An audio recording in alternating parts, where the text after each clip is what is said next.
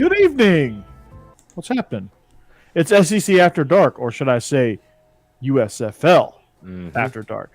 Got a great show lined up, but first, to help me deliver this great show, Stephen Willis, Jeb Beechum, and Jake Thomas. What's up, gentlemen? How's it going? It's going. Just going good. My hot takes are going to be brought to you by Body Armor tonight. And no, they're not officially sponsoring us, but Body Armor, if you want to. Hey, there you go. Is that as gross as muscle milk? Do you remember, Corey, whenever we did like the 5-star challenge and Eric Winter was trying to like make it to where muscle milk was all the big thing, so they got everybody muscle milk and everybody got one. That was disgusting because it was like 97 degrees and you're drinking basically milk. And that was horrible. I chose dehydration over that. Yeah. I said, you know what? I'd rather be dehydrated. And that's what I did. What's up, Cody? So, yeah, we are unofficially brought to you by Body Armor Light. This is actually really good. This is Fruit Punch. It tastes like a Fruit Punch Gatorade. It really does, honestly speaking. This is I might make the switch. This is really good. Especially, and this is the light version. This is a low calorie, no sugar version. So this is outstanding. So I fully endorse that. But this show also, I want to thank betonline.ag. Football is not really over. It's just going to take a break for a minute because we're going to talk USFL. But basketball is in full steam, pro and college hoops, from all the latest odds, totals, player performance, props, to where that next fired coach is going to land, which there's not really any more fired coaches right now. Well, Tom Crean, we're going to see where he lands here in a couple of weeks. Juwan Howard, maybe. Juwan Howard, maybe he goes to Athens. I don't know. BetOnline is your number one spot for betting all of that and all of your other sports betting needs. So, if you want to lose some money like Israel did this past weekend on Auburn, Auburn was the final leg of his parlay, and he would won big, but Auburn let him down as they do. Oh wow! So you need to head over to the website, or you can use your mobile device. You sign up today, receive your 50% welcome bonus on your first deposit. Just use that promo code Bleav to get started. BLEAV to get started. Now, BetOnline, if you want to use y'all's conference network as a promo code, let's get started. All right. So it's not just basketball, but BetOnline is your source for hockey. I don't know how the hell you bet on hockey, but you do. Boxing, UFC odds as well. You have Olympic coverage, and they are the best in the business from sports right now. You don't have Olympic coverage now. No more. No, we don't. But from sports right down to your favorite Vegas casino games as well. BetOnline is your number one online wagering destination. So, Steve, you can get on there and play Caribbean poker. I want to play Canadian blackjack. Jokers are 13. You can do that too. That's it. Oh, wow. Hey, that's a good game, eh? So BetOnline is the fastest and easiest way to wager on all your favorite sports and play all of your favorite games, whether it's Canadian blackjack or Caribbean poker. So BetOnline is where the game starts. Guys, we got a lot to talk about here. We got some SEC baseball. Georgia's 4-0. Alabama's 5-0 after win today. Ole Miss has only played one 9-inning game because they've run-ruled every opponent that they've played. So they're 4-0. Is that bad? Yeah. They've scored 45 runs over 4 games. So that's not bad. That's not bad. It's not bad at all. So we'll get a little more in depth into why we are all excited about our teams. Little SEC basketball. Tom Crean lost another nail biter last night. Texas A&M 91-77. Nail biter. Aided by 20 turnovers. 20 turnovers. And we got 91 pieced by Texas A&M. It was not good at all. This Tom Crean thing is going from bad to worse. I didn't think that was possible, but hey, Corey, you guys got beat by Ole Miss by 17. 3 of our best players were injured. It was out that game. It's impressive, man. Yeah, and 2 had flu-like symptoms, and either they had their flu game or Georgia's just dysfunctional, man. Tom Crean's got to go. He needs to go like a month ago. Still beat Bama somehow. That's the most strangest thing ever. It's just, you know what they say. blind. You know what they say about blind squirrels and finding stuff. It reminds me of like Leonard Nimoy narrating a documentary on the History Channel, and it's like, you will never believe what happened next.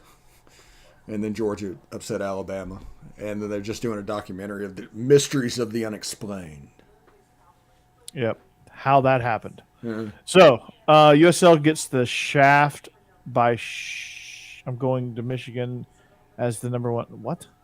He's talking about Shea Patterson. Uh, Yeah, he's talking about Shea. I was trying to translate that sentence. John is doing shots of tequila. This ought to be fun for later on when we go off the rails. They're in a run rule games, 3 in a row. Run. I can't read. Holy cow. That's pressure from Georgia. Ooh. Ouch. Ouch. I didn't say anything about basketball. I can't play basketball. That's the only thing I can't do. I suck at basketball. That's because I'm from Georgia. So, SEC After Dark. Well, this turns into USFL After Dark. And guess what? It's connected. Why? Because there's a lot of SEC people in the USFL. Not a shocker there. But the first overall pick went to the Michigan Panthers. And who do they choose? Well, we just said it. Shea Patterson. I'm not sure about that one. Well, Well, buddy Jeff Fisher. It's good for the Michigan Panthers because he went to the University of Michigan. I think that was the only place that Shea Patterson could end up because the number 1 pick or number 2 pick, whoever had it, was going to be Jordan Ta'amu. Jordan Ta'amu is the best quarterback in the USFL this year. Yeah, I was going to say that, and he's going to Bandit ball, so that's good. But Shea Patterson he just underwhelmed his entire career in college from where he started at Ole Miss and then goes to Michigan, and I wouldn't describe, as Fox describes his college career, as storied. Somehow he passed for 8,800 yards and 68 touchdowns. I'm not real sure about that, but so yeah. Then Jordan Ta'amu goes to the Bandits. Mm-hmm. So Steve, I know you're excited about that one. The ball coach. Ball coach, man. Mm-hmm. And then the Philadelphia Stars, they got, I keep reading this as Byron Scott, but they got Brian Scott from Occidental College. The tab on him is he is the Aaron Rodgers of Division III. Oh. Is that something that can be true? I don't know. Weird. Yeah, I don't know. It's like a but non-scholarship player that's good. Yes, absolutely. So he in his pro day, he completed 62 of 64, and he earned a spot with the BC Lions. Now he is the 3rd overall quarterback taken from Occidental College, who I think disbanded their football program because they couldn't afford it. So there's that one. The Philly Stars I'm worried about because they were by far the best team in the original USFL. So there's pressure on them to perform, unlike other places. But I just don't know if they're going to be able to do it whenever I see who they drafted. Because I think their coach is the guy that coached in the Spring League last year. Mm-hmm. And most of the players are the players that were quarterbacks for the Generals in the Spring League last year. So we'll see how well it translates. Bold strategy, Cotton. Let's see how it plays out. I might have to go see if I can dig up. We lost Jake. Oh. Jake. Come on back, Jake. Tarleton State putting a professional guy out there, 5'10", 200-pound Ben Holmes. He led the Texans to their first outright Lone Star Conference championship. He had a sparkling 23-2 career record as their starting quarterback. How'd he do against Gilroy, Corey? I don't care. He beat Gilroy. Obviously, he was 23-2. He didn't worry about Brown. That's what made him successful. He wasn't worried about Brown. He was focused on I don't give a flip about Brown. I want to know what you want to do about Gilroy. Great. Tell me who wins. So, yeah, the New Jersey Generals, not owned by Donald Trump. So they got Ben Holmes. The Gamblers got Clayson Clayton Thorson from Northwestern. I thought that was a good pick. He was on an NFL roster with the Philadelphia Eagles, Cowboys, and Giants as well. He kind of kicked around, and but he was in the NFL. He was a third stringer, but he was a solid quarterback at Northwestern. Led them to most of their success with there. So big get there, and I consider a big get if I've heard of you in this case. Yeah, because basically this is, if you're we're a practice squad player in the NFL, then you're a good get in this league. And that's what it is. Exactly. Which means this league is better than college football, and we watch college football, so nobody talk about how bad the football is. Yeah, I mean, that's silly. Yeah, it'll be pretty good. It's football in the spring. Shut up. Mm-hmm. Yeah. The Birmingham Stallions pick Alex Mago from FIU. He was a 7th rounder for the Seahawks in 2018. I think he kicked around on their practice squad. He also spent time with the Jaguars and the Texans as well. 6'3", 214-pounder.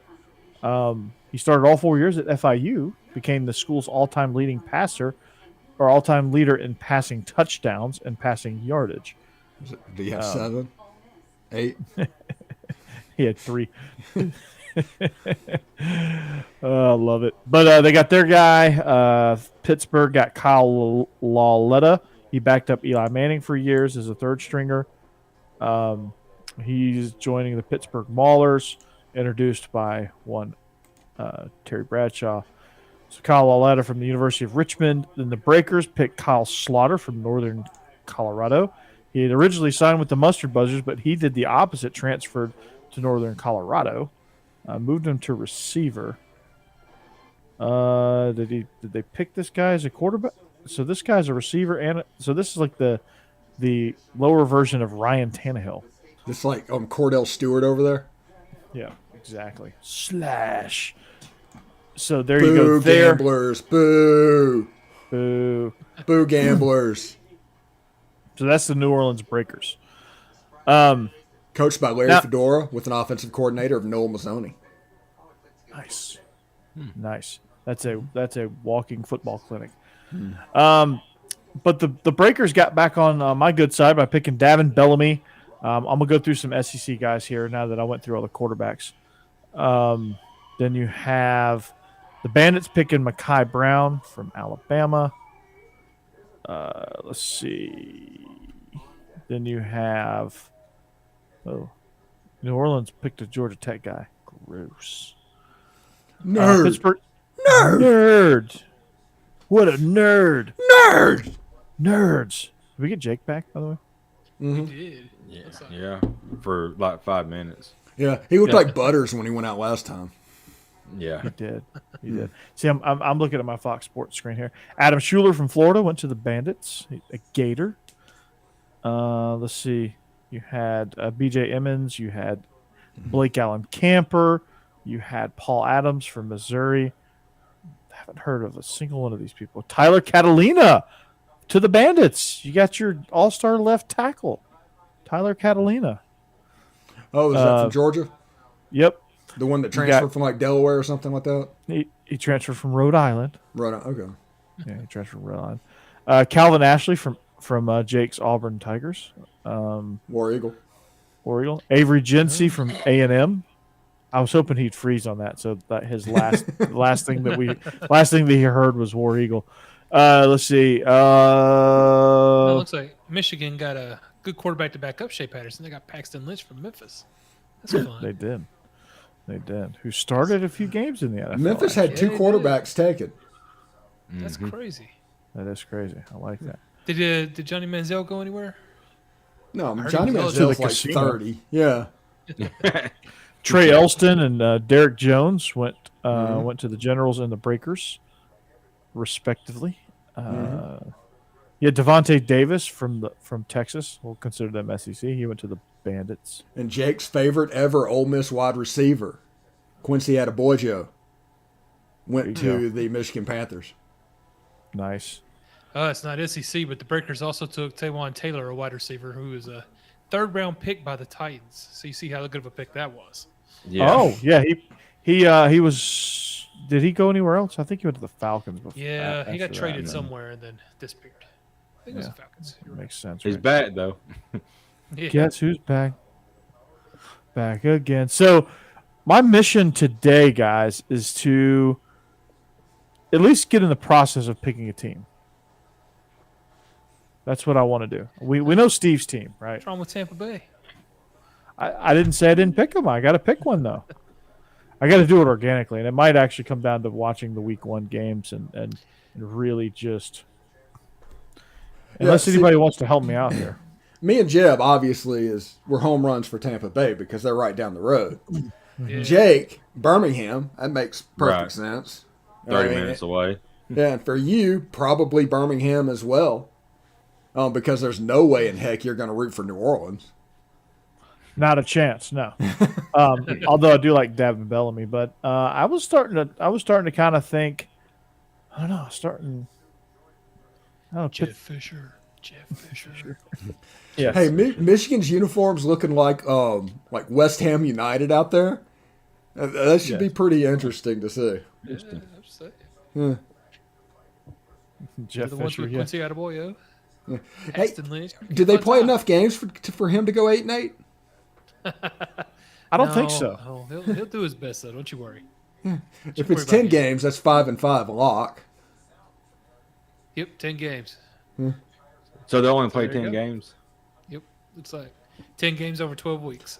One thing that's really cool, their playoffs and their championship game this year is being played in Canton, Ohio at the Pro Football Hall of Fame. That is really cool. That is really cool. I like that. Hmm. The So Bandits did picked Jeremy Pruitt actually become the coach of the Stallions today? No. Or is it still Hope? It's Skip Holtz. Okay, that's what I was going to say. So that's Because if it's Jeremy Pruitt, we're going to go 2-8. now the question that you have is if Skip Holtz is there, does he have Tony Franklin coming in as the OC? Oh. Because I know Skip at Louisiana Tech ran a little bit of air raid at time to time, but I think Tony Franklin was on that tree as well because if y'all remember the Tony Franklin experiment or experience was a mid-2000 thing when Tommy Tuberville hired him, and then he immediately got fired because it was such a horrible hiring. Is that bad? It's not good. It's not good. They hired a 2-win coach from Iowa State to replace you. That's how bad of a job they want to do and how much they wanted to get rid of you. Mm-hmm. Wow. That's sad. That A is 2-win coach. sad. Yeah. And that guy won a national championship. That's how good Cam Newton was. Yeah.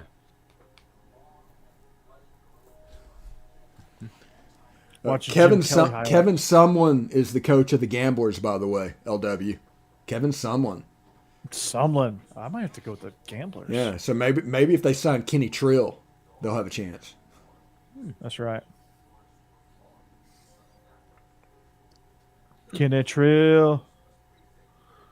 Let's see. Yeah, the Panthers are in good shape here. I might go with the. I might watch some highlights of the dude from Occidental College, and if I like him, I might go with his squad. Well, see, in the USFL, McDonald's bags can be handed out full of cash, and there'd be no problem with that, other than the fact that you were handing out McDonald's bags. Mm-hmm. Yeah. Oh wow, Vinny Papali was drafted. Do you know? Who knows? Isn't that the Tampa Bay Bandits. Yeah, it isn't that the kid of the guy that was invincible? Vince Papali, the son of Vince Papali. Vince Papali Jr., Vinny. Did not know that.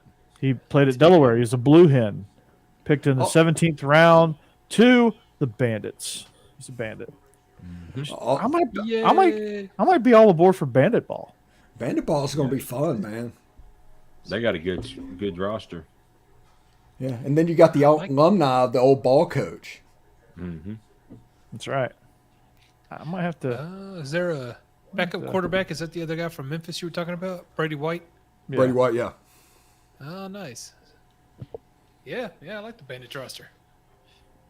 And B.J. Emmons at running back, that's a good pickup. Yeah. Trey Williams got picked by the Generals. Yeah. You remember Not him? quite Herschel Walker, but good back. Yeah.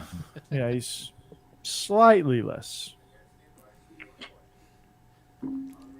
Yeah, it makes me want to watch Small Potatoes, Who Killed the USFL. That's such a good documentary. Wait, you better give me credit. Oh, he gets plenty of credit.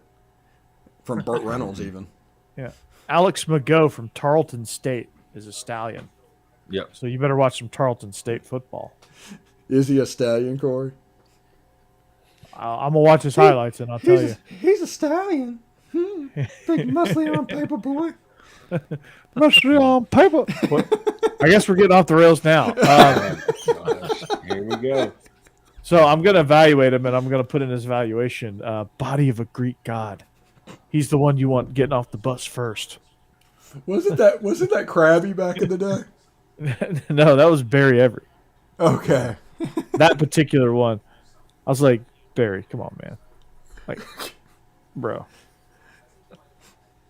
Anytime they talk about hips, it's like them trying to talk like they know what they're talking about. Whenever you want to break down film, it's like, he has loose hips and everything, and it just sounds like you know what you're talking about. But Yeah. that is the most ridiculous thing to just brag about and talk about. It's like, oh, he's got hips. He can turn around quickly is what you're saying. Okay. He's got loose hips. His girlfriend Yeah. appreciates it. Yeah. Oh, my God. Wait, was that really an evaluation? Jake, these aren't fake. I didn't say the word. Yeah, built like a hero action figure. Yeah. There's a guy on that used to cover recruiting for Ole Miss who would literally hide in the bushes and take pictures. Yeah, man, just the creepiest thing in the world. It'd be like Marla Hooch pictures, like, oh, what a hitter. It's like that. It's like, what are you doing, man? Oh, my God. Yeah. Oh, yeah, it's bad. It's bad. Oh, Michael Scott got drafted. Oh, He was good for him. being plucked from the depths of Scranton to he picked. That's great. He went to Colorado, Yeah. Corey. He went to Colorado. Okay. Yeah. Watch the last season. Come on. Now. Yeah. Prison Mike. I don't know. My listing's kind of incomplete. I see a lot of kickers. Although I can get behind these Breakers helmets. Yeah. Yeah. Uniforms look really good. Actually, I was impressed with all of them. None of them look gimmicky or anything. Yeah, it was important that the uniform traditionally looked like a USFL uniform like it used to do. Wait, Ole Miss is only down by 5 now? Oh. Please, Is Ole Miss. Is Kentucky's Ole Miss not having starting a to good play game either. basketball? Oh, JoJo Ward got picked to the Gamblers from Hawaii. All right. I think Auburn peaked just a little bit too quick.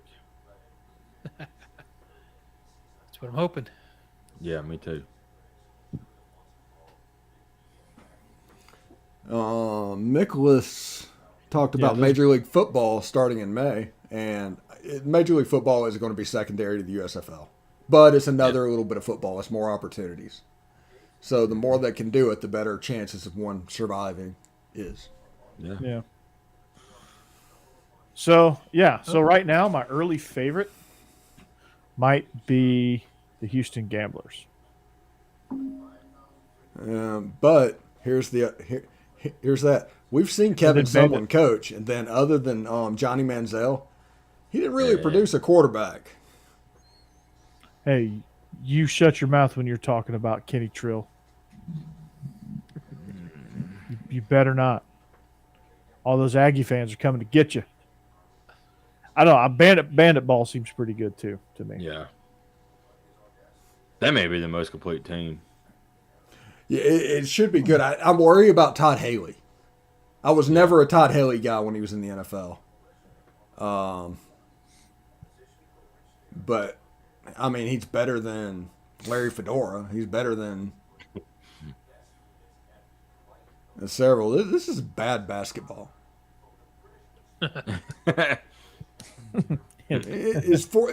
Auburn was that up by last night. it was up by like 14 points, and now it's a 43-40 Auburn lead. That was last night. Oh, All right. wow. Just pick the gamblers. Whoever said that, I'm probably going to, but there's an eye test here. Their uniforms Maulers look really good. Mm-hmm. The Maulers look like BYU from like circa 2000. That's what their uniforms look like to me. That's a fair comparison. When they had like that hint of gold in there, and they were like navy Yeah. blue. Yeah. Yeah. I'm glad they went back though. Yeah. Right now, their face masks and their helmets are pretty much they're up towards the top of college football. With Yeah, with that hydrochrome blue. Oh yeah, it looks great. Mm-hmm. And the hydrochrome decal. Yeah. If Kentucky had that helmet and would actually stick with it, Kentucky would have fantastic helmets. But they decided to do the hydrochrome chrome one.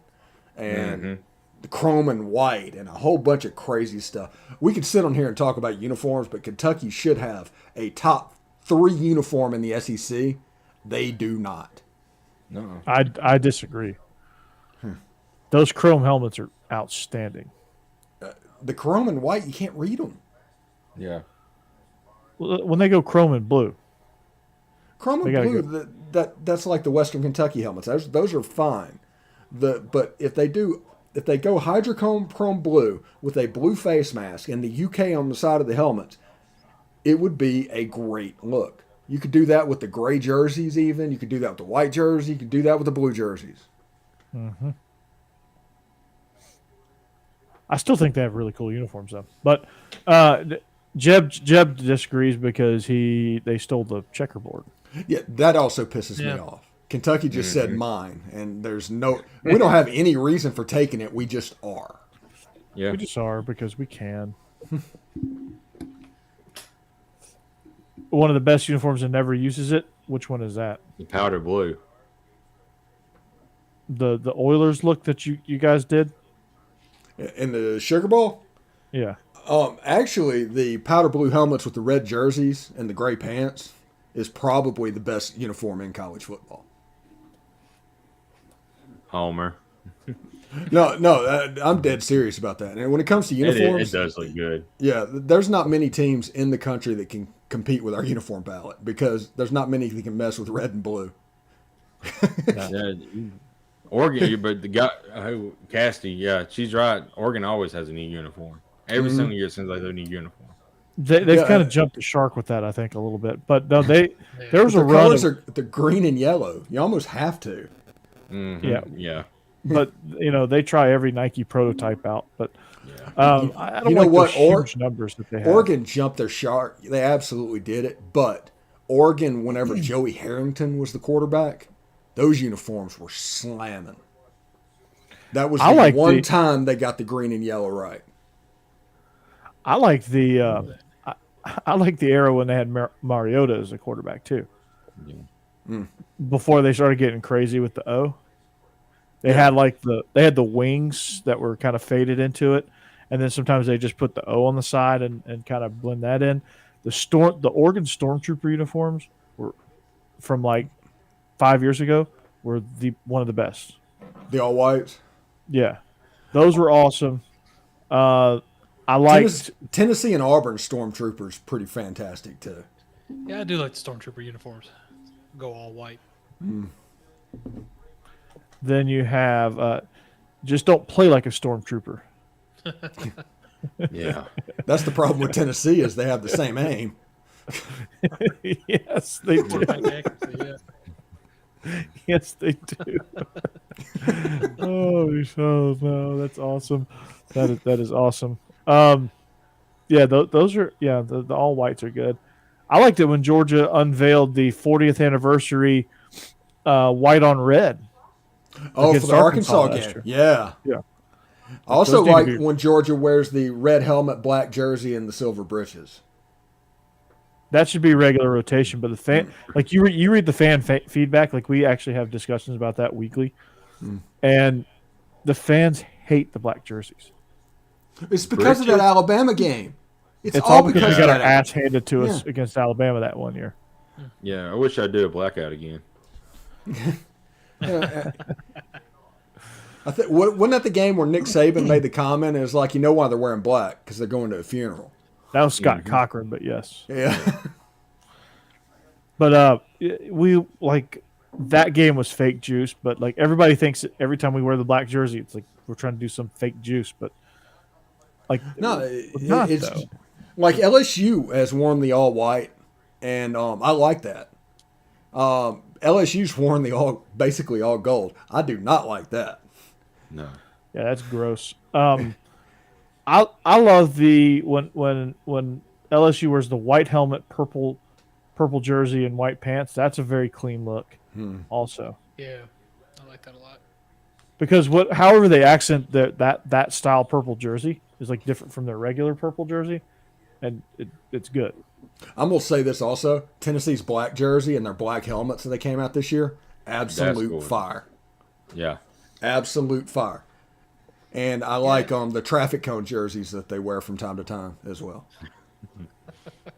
But or they go traffic. Orange. Yeah. Yeah, yeah. It was like they just got released from prison to play a football game. What do they say? You know why Tennessee fans wear orange? Hunting in the Go- morning, Tennessee game. Yeah, and then they can pick up trash on the side of the road when the week starts.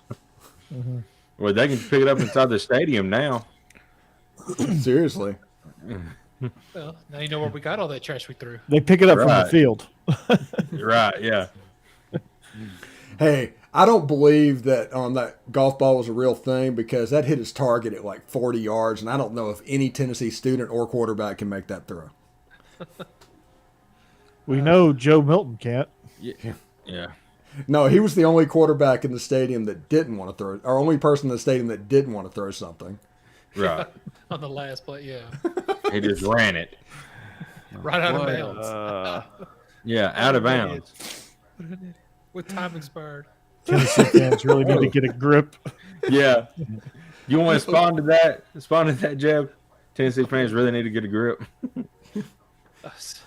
Well, if they got a better grip, they probably would have been more accurate. That No, was hard.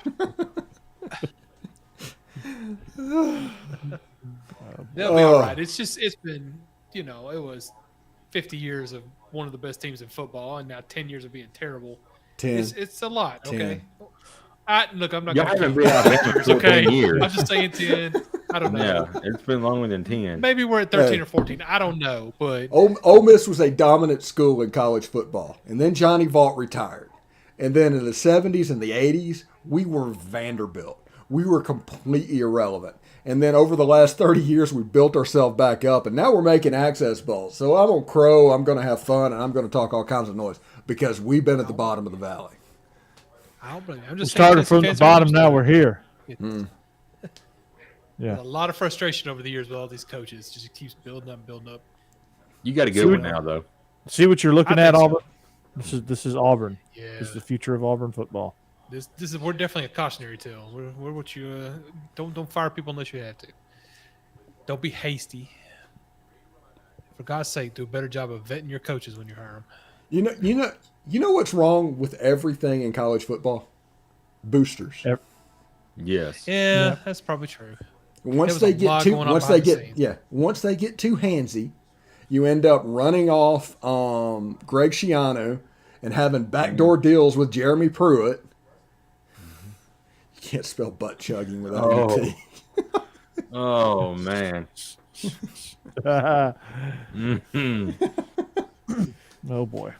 Hey, didn't Tennessee also have that guy with the plunger boy? Yes. Yeah. Yes. Was Yep. I'm sorry, was Jeb. that I didn't mean to Derek pick on Billy? you. Might have been Lane Kiffin that started that too. I'm just saying. I don't remember what year that was. He left a mess when he left. Oh, Literally. man. Literally. If Which, Ole by the Miss way, gets Arch, they're winning a natty. Mm. Which, by the way, Jeb, what? I was gonna say that was all brought before he went to college and he was younger, and he was a big charity helping out all the time. He was a really good kid. Daniel Hood was his name. I remember that. It was like one of the first times I really like with Jeffrey Simmons, where I thought, okay, they did something stupid before they went to college, and we shouldn't just hold it over their heads the rest of their life because people could change, and he did. I mean, Jeffrey Simmons is a good guy now. Daniel Hood turned out to be a really great guy, but I don't know what happened. Daniel Hood made a mistake when he was like a freshman in high school. Jeffrey Simmons was like 1 month away from being on State's campus when he started kicking that woman on the ground. Yeah. Oh, I was upset when we drafted him when the Titans did. Yeah, it is. Just because of that. I was like, you can't draft somebody that did that on video. But, they'd said 4 years of college or 3 years, however many he was there. He had not set 1 foot out of bounds, out of the line. He was a good guy trying to make up for it. Mm-hmm. People do stupid stuff with their kids. Well, absolutely. Still have fun at his expense. Damn, Cody, you couldn't even uppercase Jeb's name. Come on, man. Oh yeah, that's awful. See, Colin, I don't get mad. It's going to be Malik Willis or Matt Corral. Yeah, and it shouldn't be Malik Willis. It shouldn't be, but they love his numbers. He needs a Steve McNair program of 3 years of just not playing at all. You think Kenny Pickett's falling? Steve, you wish that on your cousin? Kenny Two Gloves? Yeah, little hands. This quarterback crop is weak sauce. Yeah. Which is going to be funny because 3 of them's actually going to turn out probably because everybody thinks it's weak sauce. Right. Yeah, I was going to say there are several that could be good, but you're right. There's no consensus number one, or the people fighting for the top spot. It's just in like 5 years. I don't know. Yeah, maybe Kenny Pickett. Matt Corral is game breaker, but can he stay healthy? How many years did Aaron Rodgers sit behind Brett Favre before he finally got on the field? It was 4 or 5, 6, maybe. I was thinking 5, so it was somewhere in there. Yeah, and then they just unceremoniously got rid of Brett Favre too soon because he ended up going to Minnesota and was really good. Yeah. Mm-hmm. That's why if one of them falls, I think this would be a good year for Tennessee to pick a quarterback because Daniel's going to be the quarterback next year. I think for any of these quarterbacks to do well, they can't be picked in the top of the draft. They need to be picked in the back half of the draft by teams that are actually have good organizations. Yeah, and we'll sit them for a year or two. Knowing my luck, the Lions will take Matt Corral at pick 30. Yeah. Oh, it's like it could have been anybody else, and it was the Lions. Okay, Auburn's up by 12. Crap. And Drew Brees was not a first rounder. You're right. And then you can get great quarterbacks later in the draft, but if you look at the history of quarterbacks, first rounders tend to do better. It's just you might get lucky with somebody later on. But you can't just pick late in the draft and hope. Believe me, I know the Titans have picked a 6th or 7th round quarterback, I think almost every year for the last 7 years. And they're all cut before practice time or before preseason. Jay Walker or what his name was terrible. He was the first pick quarterback. Titans have been bad at quarterbacks all around. So. Yeah, they have. They can't. It's so bad. That's why I'm glad they we had Zach Mettenberger and didn't do well there. So. Yeah. Jake Locker thought he was a running back playing quarterback. Yeah. In the NFL. Mm-hmm. Mariota, Vince. Wait, I'm supposed to throw the ball? What is this? My favorite thing was the argument back in the day, but everybody couldn't figure out who was going to be the better pro, Mark Brunell or Billy Joe Hobart. And then you have people that would just stand Billy Joe Hobart over and say, he's going to be an all-pro guy. He's a great quarterback. And then Mark Brunell almost went to the Super Bowl with the Jaguars. Yeah. Colin, you said if Tennessee got Aaron Rodgers, it's over. But the problem is the Packers won't a lot for Aaron Rodgers, which is understandable. They should. Yeah. But they want 2 first-round picks, and they'll probably get a top player or 2. I mean, we're not going to get rid of A.J. Brown for Aaron Rodgers. It's just not going to happen. Yeah. John Robinson ain't going to do that. Kind of negate it. We already don't have a second round this year, so. Exactly. I don't see them giving up a lot of picks for him. No. Colin, I agree with that on AJ. I thought AJ was going to be something else. Mm-hmm. He's a good college quarterback, great college quarterback, but he was just average. When it comes to NFL talent, he's just average. Yeah. I mean, that's why he's been a backup for his entire career, which, I mean, he's made a good living doing that, so I can't really knock him. But when it comes to skill sets, he's not a 16-game starter. Well, he tore his ACL like in preseason this year, backing up Matty Ryan. So but still, he was not a 16-game starter before that. And no, definitely won't be after that. But that's saying. just what he is. It's just his role. I mean, I think he's a good backup for somebody. He's somebody that could come in and not lose you the game. He's Andy Dalton. I mean, that's what he is. Right. He's Andy Dalton with a more powerful arm. That's the problem. Not anymore. Not anymore. Well, he started for the Bengals. Yeah. Which John, I've never before this year was kind of like a banana peel away from being the Lions. Yeah, he started last year whenever Dak Prescott went down. That was not good at all. I mean, it's what he is, man. Like, if you need Andy Dalton to start a game, yeah, you're probably in good shape. If you need him to start 16, well, you're probably going 6-10. I have never heard of somebody's personality being described as a doorknob, but John, I'd say that's probably a good description for Zach. Yes, absolutely. It's a good description of your mother. Oh, and now he's an analyst for Alabama. So, is he really? Yeah. Met Size at Alabama. Good luck with that. Mm-hmm. Nice. Yep. He was at Hillsborough High School here in Nashville. Mm-hmm. Oh. Yeah, Wait, you were working. A few weeks ago. You were the boss of Messiah. Really? No. He was at the crosstown rival. Hillsborough. Oh, okay. I'm Hillwood. Yeah. Sorry, my Nashville got away from me a little bit there. Come on, man. Come on, WCB. Hillsborough and Hillwood. Hillsborough. They're the boroughs. They're the boroughs. Which is a jackass. They're the jackasses. Oh, my God. They're the boroughs, yeah. We're the Hilltoppers, so we're not much better. Yeah, he's not leaving Green Bay. I think they'll pony up. Devontae Adams will convince him to stay. But if Devontae Adams bounces... Oh, Devontae Adams is a free agent. If he bounces... Yeah. I mean, is Kirk Cousins getting traded? Who knows? I'd take it if the Saints picked him up. That's definitely one of the... Trevor Siemian, Kirk Cousins, I mean... I think Simeon's a little bit better than Kirk Cousins. Sean Payton left because he just looked at the roster and went, oh, crap. They're going to fire me, so I better retire. Is this bad? I better go spend time with my family. Oh, and you remember the story from last week? Ron Nielsen was named co-defensive coordinator. Yep. Rush, baby. Rush, baby.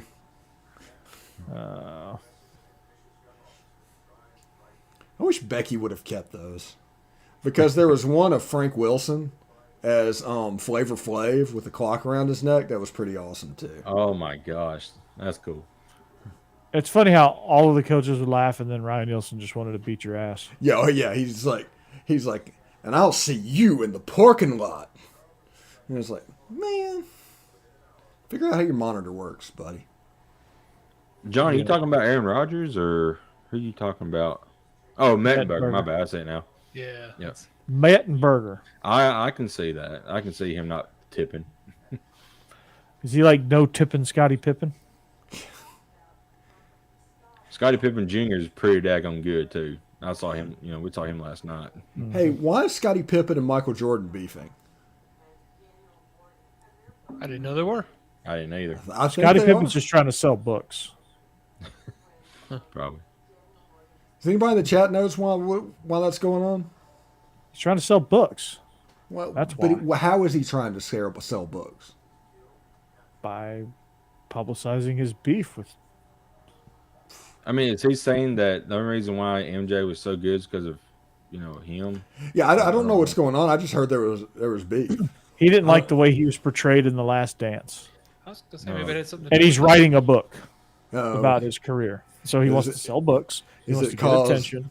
Okay, is it called Next to the Last Dance?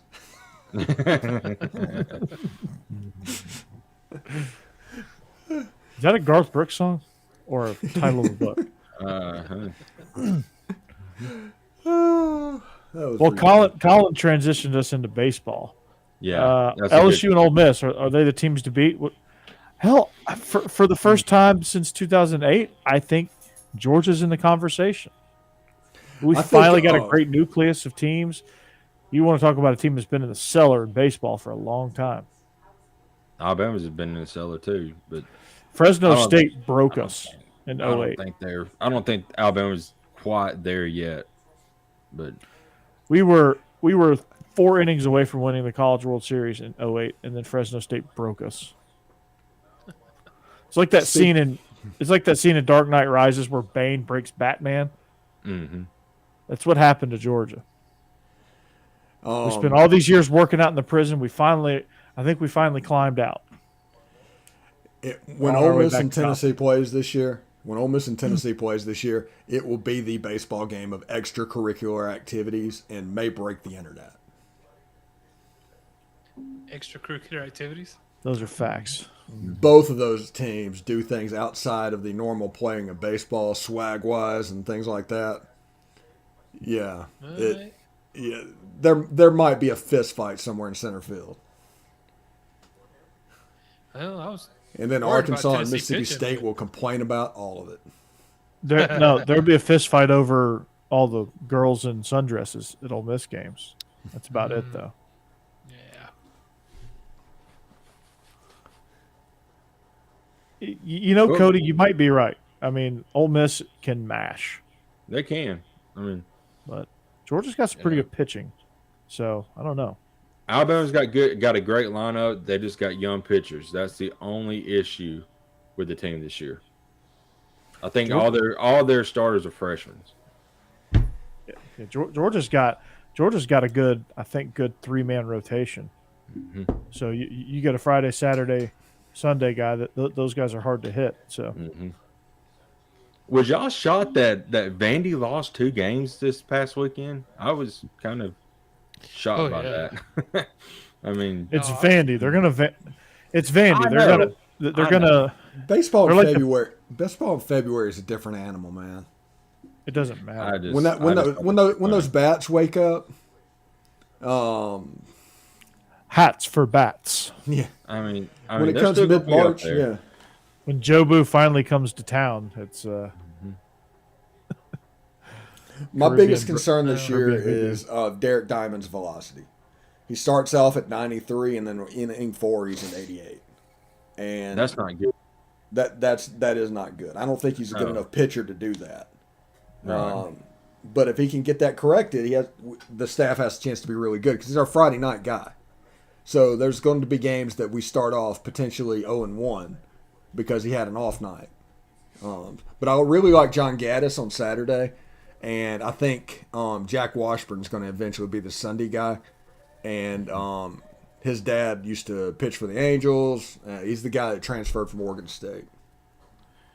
Alabama's got a tough challenge this weekend. They play Texas at Texas. So we'll learn a lot about the team this weekend. Yeah, that'll be a good game. Probably get run ruled all 3 games, but if we could steal one, I would be happy. I'll tell you what, Luke Wagner, he's a lefty sophomore. He looked solid last night, man. He came out after a delay and he struck out 5 over the next 2 1/3 after a 22-minute light delay, which any sort of delay, anything that disrupts rhythm and routine in baseball. Get some LED lights. It's brutal. Yeah, we did have that light show on. Jake knows what I'm talking about. Yeah. But Ben Anderson went 4 for 4, man. They're starting to swing the bats a little bit, and that's something they kind of struggled with consistently last year. Corey Collins also hit a moonshot over the fence. LSU scored nearly 50 runs in a weekend. That's insane. It's not bad. Yeah, they just went out there and played gorilla ball. That's God. So if you remember LSU baseball back in the 90s, it's like, whoa. And so I'm interested to see about that. I see a doggy tail. Yes. Just a tail wagging. There's a tail. He wants a milk bone, and he doesn't know why I'm not going back to the bedroom to give him one. There you go. Jeb, you want to answer that? Well, I didn't pick an outfit for the show. I'm just wearing my Carhartt because I'm supporting their whatever they're complaining about. I don't remember. I like to do the anti-protest. Oh, I thought you were trying to get Carhartt to sponsor us. These two new dudes rock. Yeah, 50 runs. It doesn't matter if it was Maine. It could have been McGee High School. Plus, I love Tennessee, but I'm not going to college baseball is a weird sport because Maine can beat Florida State on any given day. I mean, baseball is that kind of sport. Kind of like basketball. Anybody can beat anybody if the shots ain't going down. Yeah. I tell people, not like baseball. I tell people all the time when we do post-game pods and everything for our game, it's like, hey, Ole Miss should absolutely sweep Charleston Southern. They should beat the heck out of them. But the important thing is to not drop one of them. The sweep is the most important thing. It doesn't matter if it's 6-5 or 16-0, because the one time you lose a non-conference game, you lose margin for error moving forward. And as this gets into conference season, you need to stack up these non-conference wins as much as possible, and get as much confidence, because there's going to be a day or two where you're going to need your pitchers to bail you out of a slump at the plate. Like, I mean, it's great. Run rule is fun. Gorilla ball is awesome, but we all know in the sport of baseball that is not sustainable. You cannot rely on gorilla ball. Right. It was in 1995. Yeah, it was. At the plate, Eddie Furnace. Boom. No, it was more like ping, ping. That home run traveled 767 feet. Wow. That's when Easton and TPX were like, we need some viewers. Here's some juiced up bats. It's when they were using ultralights too. Yeah. Like 6 pitchers died. Yeah, I mean, 5-pound drops. Yeah, I mean, shoot, man, it was brutal. I mean, these guys were like swinging toothpicks and just hitting balls a country mile. Like a pitcher's duel would be 25-22. Do you know Eddie Furnace's son is like a commitment next year to Ole Miss? Oh, nice. Mm-hmm. DH. He can rake. Yeah, I bet he can rake. I just remember his dad and just like ping, exit velocities of 145. Exit velocity just 350 miles an hour. It's amazing LSU didn't kill a pitcher back then. Yeah. They probably did.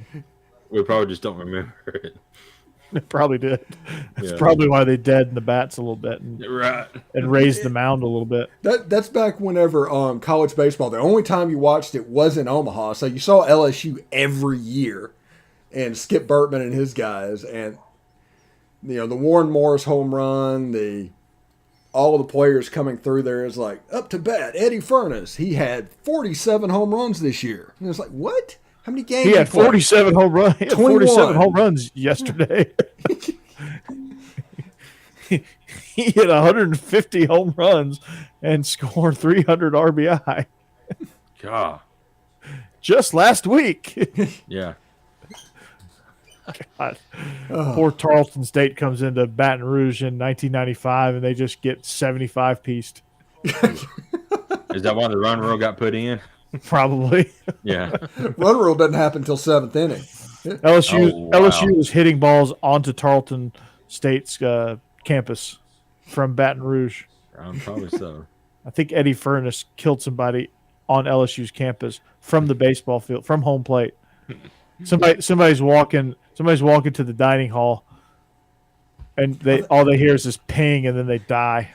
I think I remember Joey Bell doing that too, where he just hit one that I don't know if it's landed yet. I saw a friend of mine get one hit like that on him. He was pitching, and I was sitting in the dugout, and I heard probably the most solid sound off an Easton bat I've ever heard. I mean, it was like a crack ping. It was like a crack, ping. Just I can't even replicate the sound, but that ball got over the fence in about 0.47 seconds. Dang. And it was hit a mile in the air. As soon as it hit his bat, you had no doubt. That's when nobody moves in the outfield, they just watch it go by. Yeah, it just turns around. Yeah. They did that in the Ole Miss baseball game today, and the ball cleared the fence by like 3 yards. It was like, man, that was not a drop dead, an easy thing. It was like, come on, show some effort, man. I know you're Arkansas State, but let's get it done. Butch Jones' culture is bleeding over into baseball, unfortunately. He was trying to think about the motto that was given in the meeting before. We're going to get this thing brick by brick, base by base, stitch by stitch. He's like, what? Huh? Ping! Oh. Ping!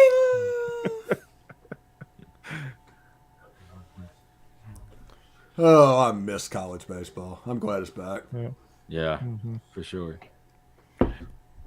So, there's our baseball talk. Speaking of Major League Baseball, did they ended the lockout, didn't they? No, they have not. And there was They a report hate that each come out. other. There was a report that come out today that said if there's not a deal done by Monday, they will not have a full season, and the players will not get paid for a full season. So that's what the owners want. This is the way it goes. Major League Baseball and Major League Baseball Players Association is Dwight Yoakam and Rebecca De Mornay in Wedding Crashers. Yeah. That's the way it is. That arbitration, that's exactly how it goes. They're like, you probably left him out at a fire station. What a dysfunctional organization. Yeah. Major League Baseball. The And owner, Bud Selig, was a goon. This new guy, whatever the hell his name is, he's a goon. Rob Manfred. Yeah. He's a goon burger. Come on, get like a real commissioner. And as much as we make fun of Roger Goodell, he's been outstanding for the NFL. Yeah. Adam Silver just bends over for the players in the NBA, lets them do whatever the hell they want to, and that product has gone way down. Although it's on its way back up now a little bit, but it's mostly star driven. It's not anything the league is doing. They just have some likable stars now. And us Braves fans on here, there's a report that come out, I Bleav yesterday as well, that said that there's growing concern that Freddie Freeman will not be signed back with the Braves. Yeah, the Yankees are flashing their rings and their money. Yep. Well, the Braves When's the last time got a new ring to flash as well. Ring? Exactly. I don't know, but they got 27 of them, 28 Should of have them. shot A-Rod. They got the Yes Network that quadruples any payroll that any major league team can compete with. And they still go 500 every year with no salary cap. There's it's unfair how much they can pay players, but it's also funny that they do such a bad job evaluating which players to go after. They just throw money around like monopoly money, and they just buy all these mediocre players that are past their prime because they had some good stats and they played exciting baseball, and they get them all together and they're like, wait, y'all play the same position. Yeah. Hey, what is his name? Is his name Hank Steinbrenner? Yes. George Steinbrenner's grandson or something like that? I think it's his son. But is there an example of a rich kid, more of a rich kid than Hank Steinbrenner? Because George Steinbrenner, there's actually some build up and everything's done. I mean, George Steinbrenner was legit. Yeah, Mark Davis. Right. Mark Davis of the Raiders. He looks like Simple Jack. They're the same dude because they got the franchise handed to them, and they're way less talented than their fathers, and they're just running the franchise into the ground. Yeah, I don't think Al Davis paid a dime for the franchise whenever he got it. He just built the Raiders out of nothing. And all of a sudden he's a commissioner, he's a coach. Mm-hmm. Now all of a sudden he's the owner, and it's what is going on in Oakland? It's Al Davis was the greatest hustler in the NFL history. Absolutely. I kind of respect him for it. Yeah, and him versus Pete Rozelle, that's a pretty good 30 for 30. Yeah, that's a great 30 for 30. I haven't really watched a bad one. yet. And I've seen a lot of them. Yeah, I enjoyed the four falls of Buffalo. That was a good one. You Don't Know Bo was a good one. Uh-huh. I really like the two Bills. I'm surprised there's no Herschel Walker documentary. Yeah, There that's is. shocking. There is Herschel. Yeah, it was done on SEC Network. I mean, legitimate 30 for 30. Even you can take in the trade the Herschel Walker to the Minnesota Vikings. I'm surprised that hasn't been done. Yeah, that was part of. I'm trying to think of what that one was part of. That was part of something. His USFL career was covered in small potatoes. Mm-hmm. I mean, his professional career just wasn't that compelling. No, Let's just be honest. I mean, he had a lot of production, but it was like all quiet because he was on a horrible Cowboys team. when he was with the New Jersey Generals, bringing it back, USFL After Dark. That was covered that was covered. Uh-huh. Yeah. And his quarterback was Brian Sipe. The most exciting part of his professional career was already covered in small potatoes. So, Yeah, it was actually the best part of it because he broke the professional football rushing record his first year, and nobody knows about that because it was the USFL. well, the USFL also played more games. Right. That was back when they played that was when they played 18 games in a season when the NFL was playing 14. Yeah, but like Dion's double time, it talked about how he played a World Series game and an NFL game in the same day. Bo played two sports professionally. Like that's compelling. You had And was really good at both of them. yeah, it was outstanding. Mm-hmm. Trojan War, that's actually a really good one about Pete Carroll and the USC. Celtics Lakers survive and advance. OJ Made in America, All Madden, Requiem for the Big East. That's a really good one. Fab Five, Youngstown Boys, Nature Boy, Playing for the Mob. Playing for the Mob. That was a really good one. I didn't think that was going to be a good one, but it was. Yeah, because then you realize it's like, oh my goodness, this is the Goodfellas guys. Yeah. And then Andrew Five Hill. Slamma Jamma was interesting. Guru of Go. I really like that one. Guru of Go. Talking That was about about Paul Westfall. Westfall. Yeah, Paul Westfall. Last Days of Night was a good one. I have not seen Unguarded. I have not seen Without Bias. Those are good. Those are good. I've heard. Yeah, I'm sure it is. I do not want to watch the Without Bias one just because I know the ending of it. The Tuck Rule. I got to check that one out. That's a new one. Yeah, that's a new one. Once Upon a Time in Queens. That's a fantastic documentary. Great one. Long Gone Summer, talking about Mark McGuire and Sammy Sosa. And King Griffey Jr. They talk about he's in there a little bit. Yeah. Yeah, that's a really good one too. Auburn's up by 14, by the way.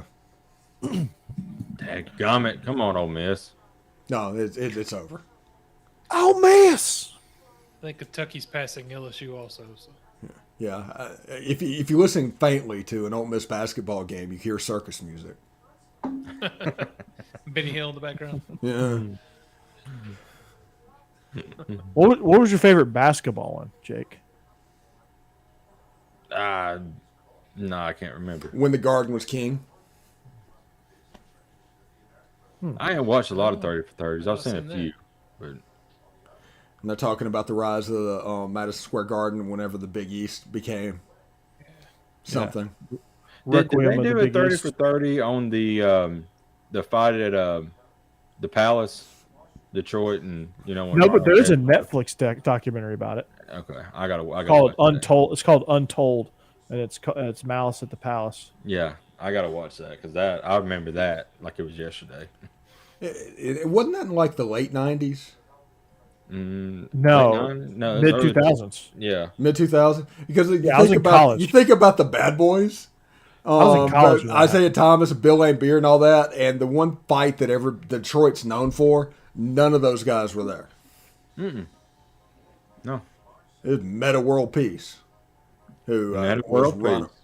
Ron Artest at the time. Yeah, I think he's playing got like 4 playing name for the changes Pacers. in his life. Yeah.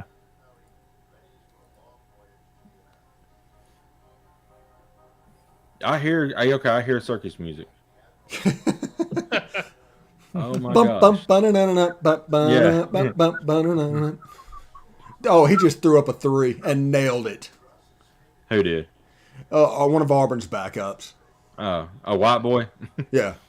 Apparently there's a bunch of white boys on the court now. Yeah, he looked like Eddie Munster. Mm-hmm. I can't believe we actually talked about what we was going to talk about tonight and didn't get off the rails like right at the beginning like we did last week. That's on me. I'm sorry. That's because the topic was so good with the USFL. Yeah, it was. It was really good. Mm-hmm. Well, hey, we ain't had story time yet, Steven. You got a story for us tonight? I don't think I have a story tonight. After the Ryan Nielsen, him wanting to meet me in the parking lot like freaking Happy Gilmore. Now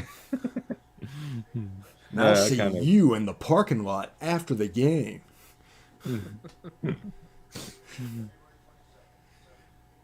But Story time, boys and girls. Story time. But that's the best thing. 2 weeks ago we had the Patrick Willis conversation, and we had Ryan Nielsen last week. Yep. Oh, I got something. Okay. All right. This was in 2005, maybe 2006. It wasn't Katrina. It was the hurricane that came through right after Katrina. If you remember correctly, Louisiana got hit twice. Right. Like back to back. That second one came through, and we started playing Wake Forest. Wake Forest in that game, by the way, threw 3 passes. That's it. 3 passes. And just ran the ball straight down our throat. Easily wanted to win the game. But we had 2 lightning delays. So during one of the lightning delays, it stretched out to be like an hour break. So Coach Orteron decided in his infinite wisdom to go in the IPF and have a full contact practice where we were waiting to play the game.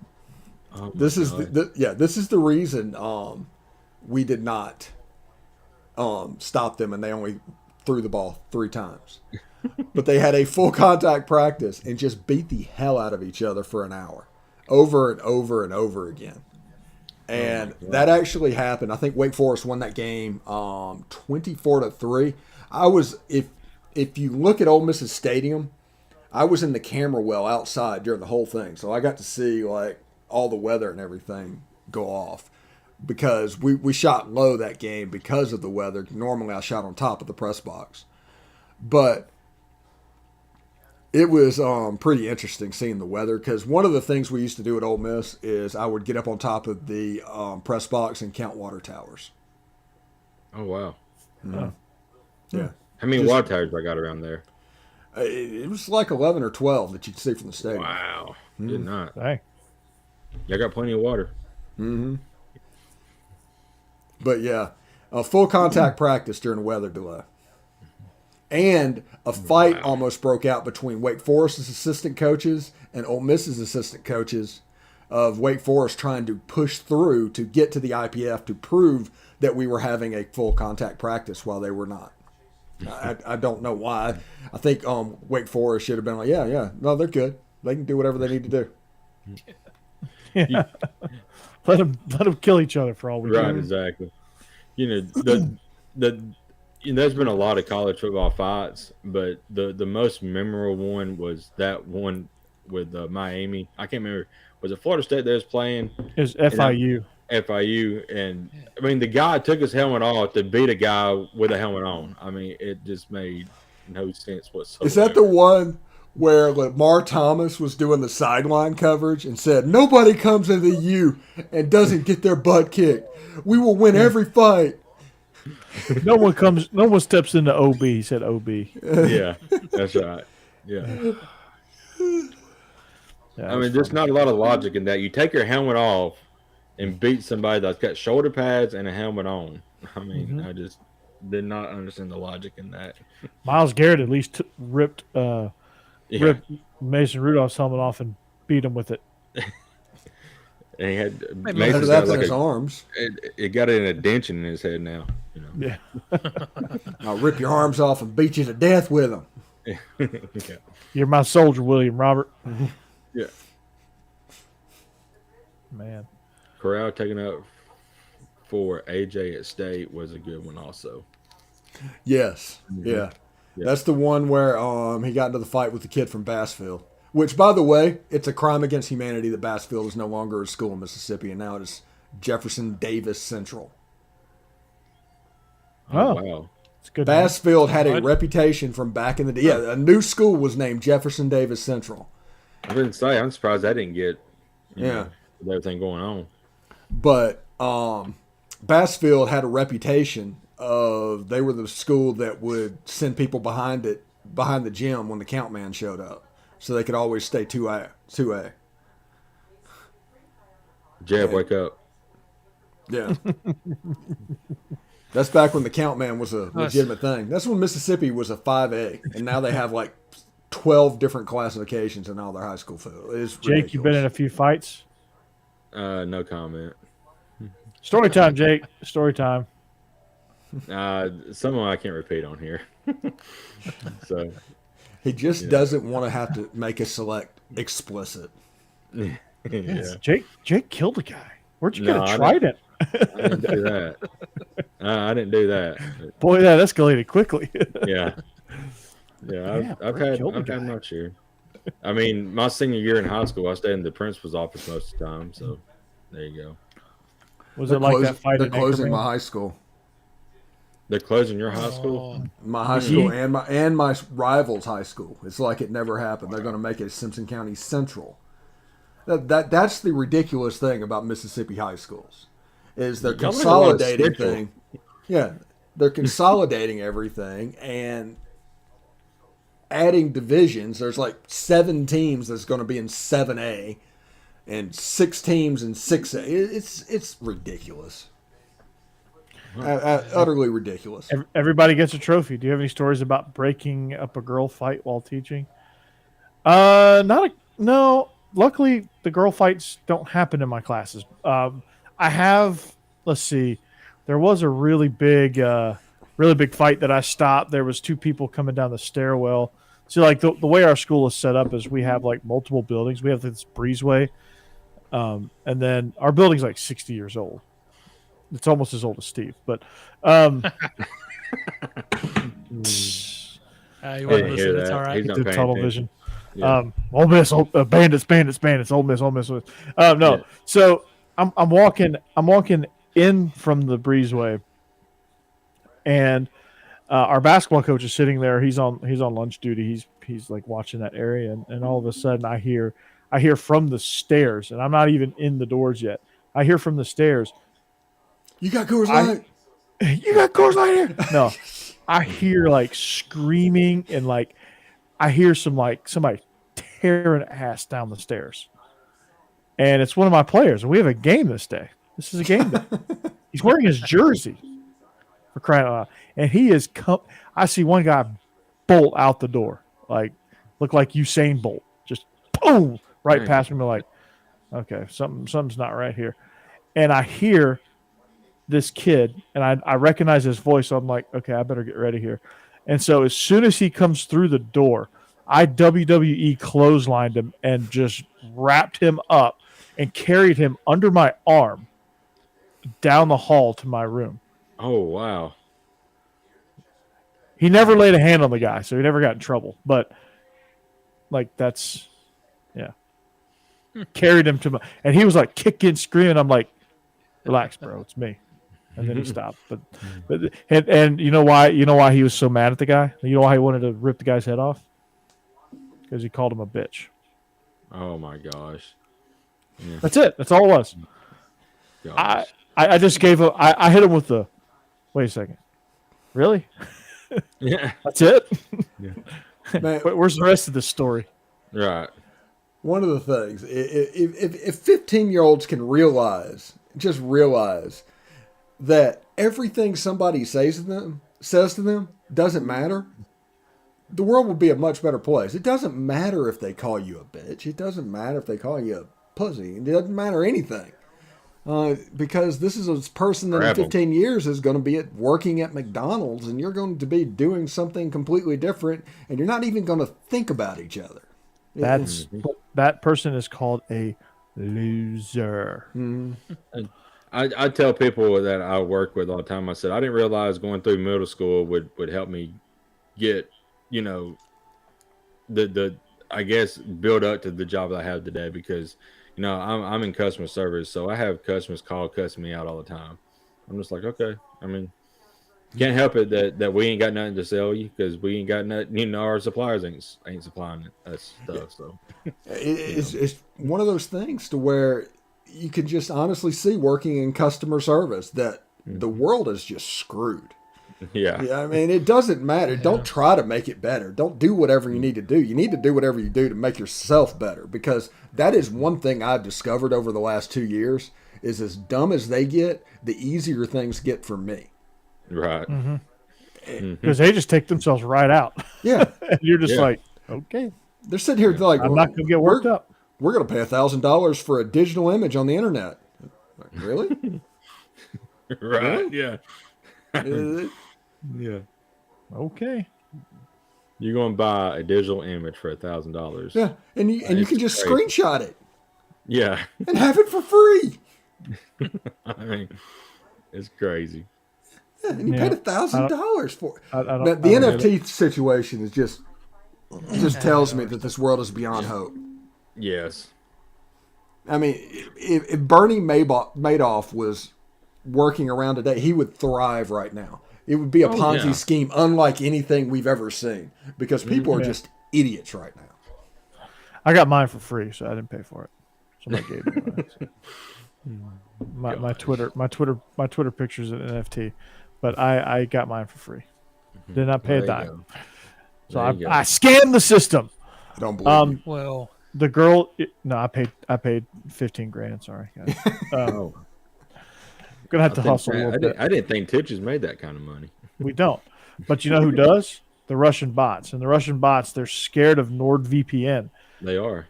Do you guys want more? Apparently. You know what's more important than peace of mind? Nothing.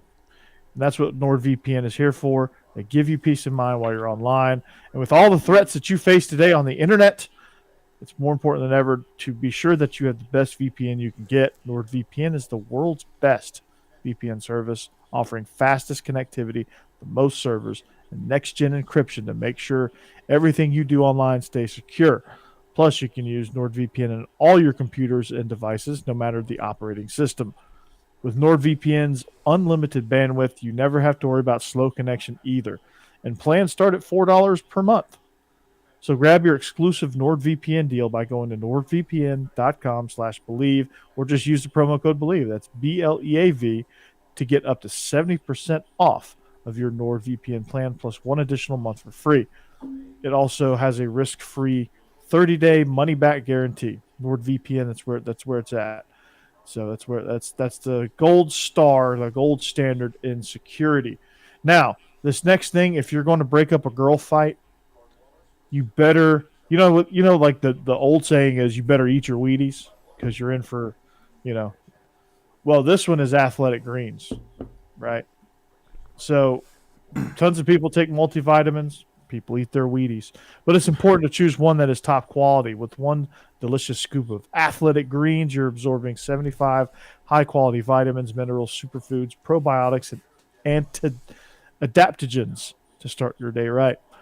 They have their special blend of ingredients supports gut health, which I need desperately, your nervous system, your immune system, energy, recover, focus, and the one that we all need, aging. It's also lifestyle friendly, and it fits a wide range of diets. So, Steve, your South Beach diet, it's great. There's only 1 gram of sugar and no chemicals or artificial anything. Oh. It sounds cooler that you do the South Beach. So reclaim your health and arm your immune system with convenient daily nutrition. It's just 1 scoop and a cup of water every day. That's all. 1 call. That's all. To make it easy, Athletic Greens is going to give you a free 1-year supply of immune-supporting vitamin D and 5 free travel packs with your first purchase. All you have to do is visit athleticgreens.com/Bleav. That's BLEAV. Again, that's athleticgreens.com/Bleav. These statements are not meant to be evaluated by the Food and Drug Administration. These products are not intended to diagnose, treat, cure, or prevent any disease. And you can check, yes, micro machines. And you can check this link in our description too. So if you want to find any of these links. So, anyway, yes. Yeah. By the way, Russia invaded Ukraine. By the way, that's the reason we probably have no Russian bots. Well, I was going to say if they had if Ukraine had NordVPN, then maybe they could have stopped Russia from coming in. I know. Well, Beatrice is on her. She's on her audition right now. So are they making a new Golden Girls? They must be because Beatrice isn't here tonight. Right. And John, I was just going to comment. I'm in the plumbing business. I'm a plumbing salesman, so I know exactly what you're talking about. Millennials are easy to scam. No, those are boomers, bro. No, millennials are easy to scam. I'm a millennial, and I don't fall in that category. Yeah, I am too. I'm a millennial. Yeah, I'm not easy to. Well, yeah. No. Now you're not like me and Jeb, who are Generation X, because we just don't trust anything that's told to us. Yeah, that is the truth. It's like, oh, okay, we can make $1 million doing that. Okay, have fun with that. Talk to you later. Congratulations. Yeah, congratulations. Take me to dinner one night. Yeah. Wait, you're a Nigerian prince, and you're going to give me $4 million? All I got to do is just give you the bank account to put it in? Yeah. Awesome. I had a cousin. Yeah. I had a cousin that fell for that. Yeah. Of course you did. Gen X will scam both of you. You're probably right. No, it's not. It's not blood, and he's not Gen X. He was a millennial. Yeah. There you go. So. But yeah, he fell for the Russian or the Nigerian prince thing. Oh boy. Yeah, you get the your long lost grandpa is dying over in Timbuktu, and we're going to try to bring him back over here to the States. So we need like $400, and we just need you to give us your bank account number, your bank routing number, and all that. We'll handle it from there. My mom gets like 400 text messages a day from all sorts of like political scams. Oh yeah. Oh, yeah. The Patriots need you. Joe Biden is about to, or like some Democrat senator or something like that. Yeah. Hey, Joe Biden. I like it. They do the same thing on the other side too. Yeah. Oh, both sides are terrible. Yeah. Their fundraising is just absolutely stupid. Yeah. And by the way, I'm very upset because all it took was that whole generation dying out that fought in World War II, you just have a bunch of mindless sheep going straight down that road. It's like, yeah. They're actually defending Russia for invading another country on Fox News right now. Yeah, I know. And it's all because they do team sports for a Republican or team sports for a Democrat, but the team you really own is America, the USA. And the fact that they don't understand that, it just drives me absolutely freaking crazy. It's all about manipulation. Yeah. That's all it is. Neither party cares about the American people. They just care about their boosters and their sponsors. That's all they care about, and to fatten their wallets. And to get all the power. Yep. That's all they care about. So if a politician says they care about you, they are lying to their tooth. And that's all they do is lie. And if you believe Fox News or if you believe CNN, I got none for you. Yeah. That's why I just watch YouTube TV all the time. I just get my news off of Twitter.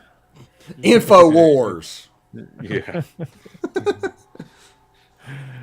I just every headline I just try to strip like I just try to find that one shred of news, and that's the actual news. Like everything's based on actual fact, but it's just so far stretched that you don't know what it actually is. But you try to like the key skill is to see if you can find the real fact. Just like the fact checkers on Facebook. I mean, anything you post, they fact check it, and I mean it's ridiculous. Yeah. And their fact checks are wrong.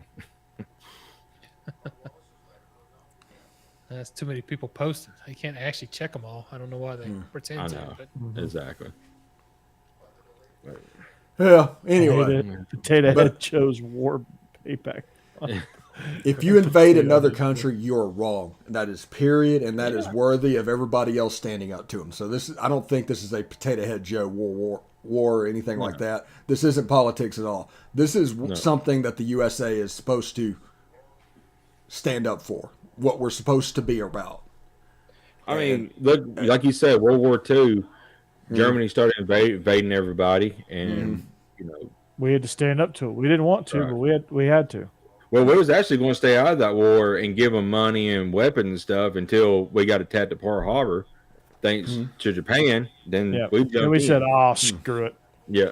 A bad political situation that everybody's trying to compare what's going on is getting into the Iraq situation. Yeah. Under false pretenses and for oil and everything. That is not something that the USA should have been in any part of. Nope. But this is closer to World War II than anything else that we've been in. Yeah. In 100 years. And this is very eerily similar to Hitler invading Poland. Yeah. Yeah, and the lack of doing something is close to Neville Chamberlain and the policy of appeasement going into the beginning of World War II.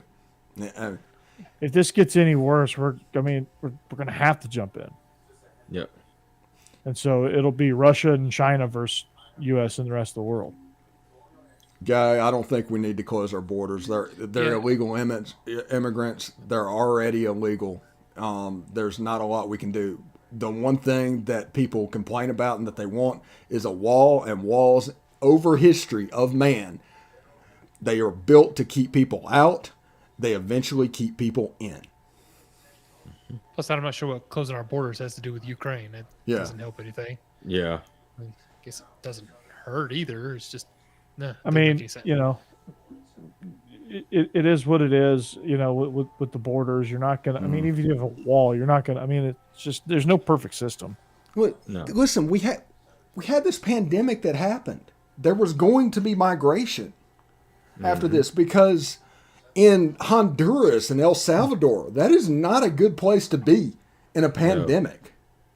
No. There's going to be people try and move, and they're going to try and improve their life. Plus, with all the complaining about there not being enough people taking these jobs, when you want immigrants to come in, they'll take the low-paying jobs. Why do you want to close the border? Right. They'll do all the dirty work. There you go. Seems good to me. I don't understand it. Just let them. I don't know. Just let them. Politics is a team sport. Republican and Democrat, both of them. Politics of a team sport. Have I been to Europe, Cody? Yes, I lived in Italy for 2 years. Republican and Democrat as a team sport is the problem we have in this country because the team that everybody is on is the USA. Period. Should be anyway. Yes, it should be, but it ain't to them.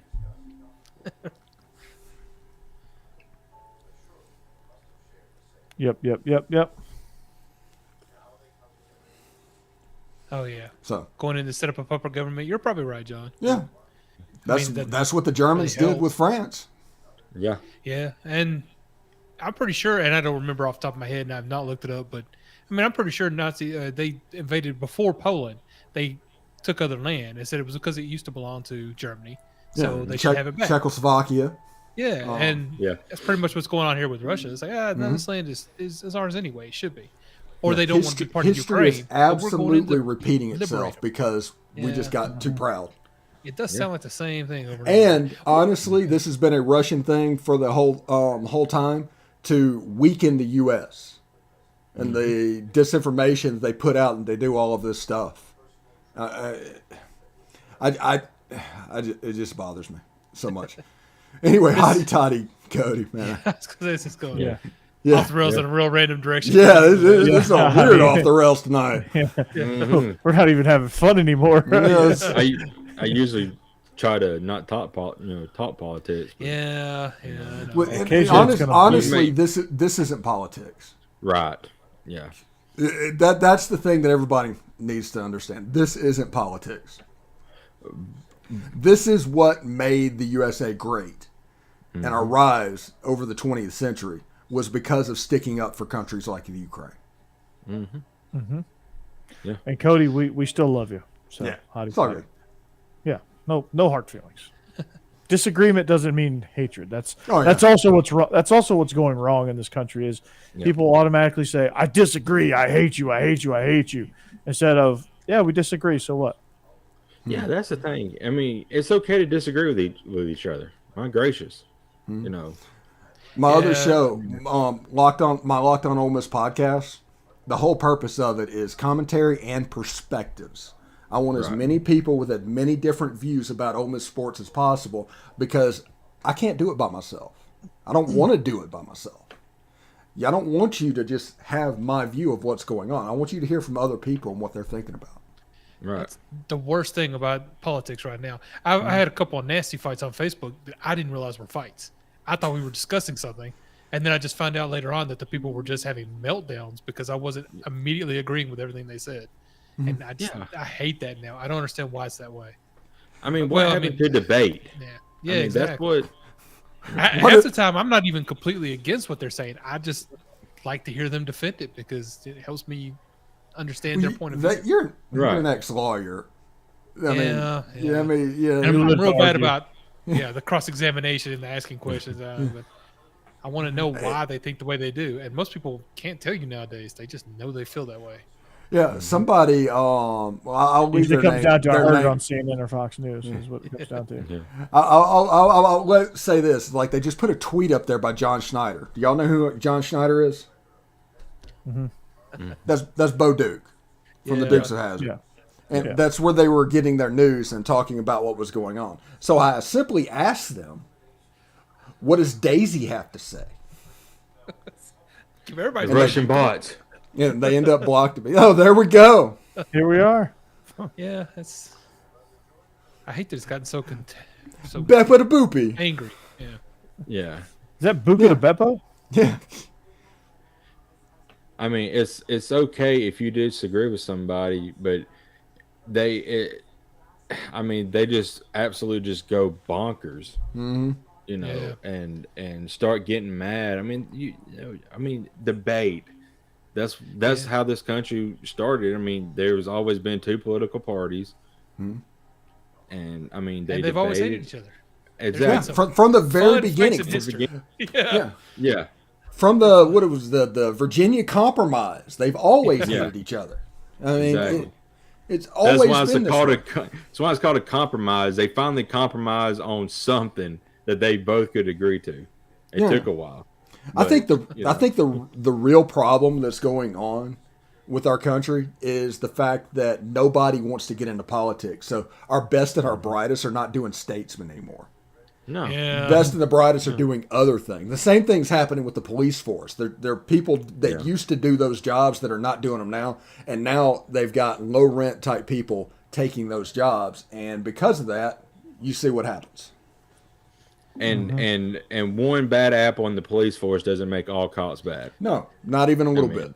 No. I mean, I know a lot of cops, especially where I live at. My cousin's the actual chief, and his entire squad is absolutely amazing. He has got a great. How many people live in your squad, town? So, like 200. So I mean, Oh wow. Well, maybe 300.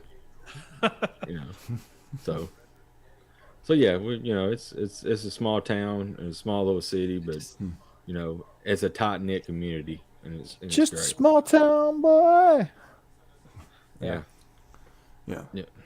But whenever you're talking about the southern border, Daisy was so hot.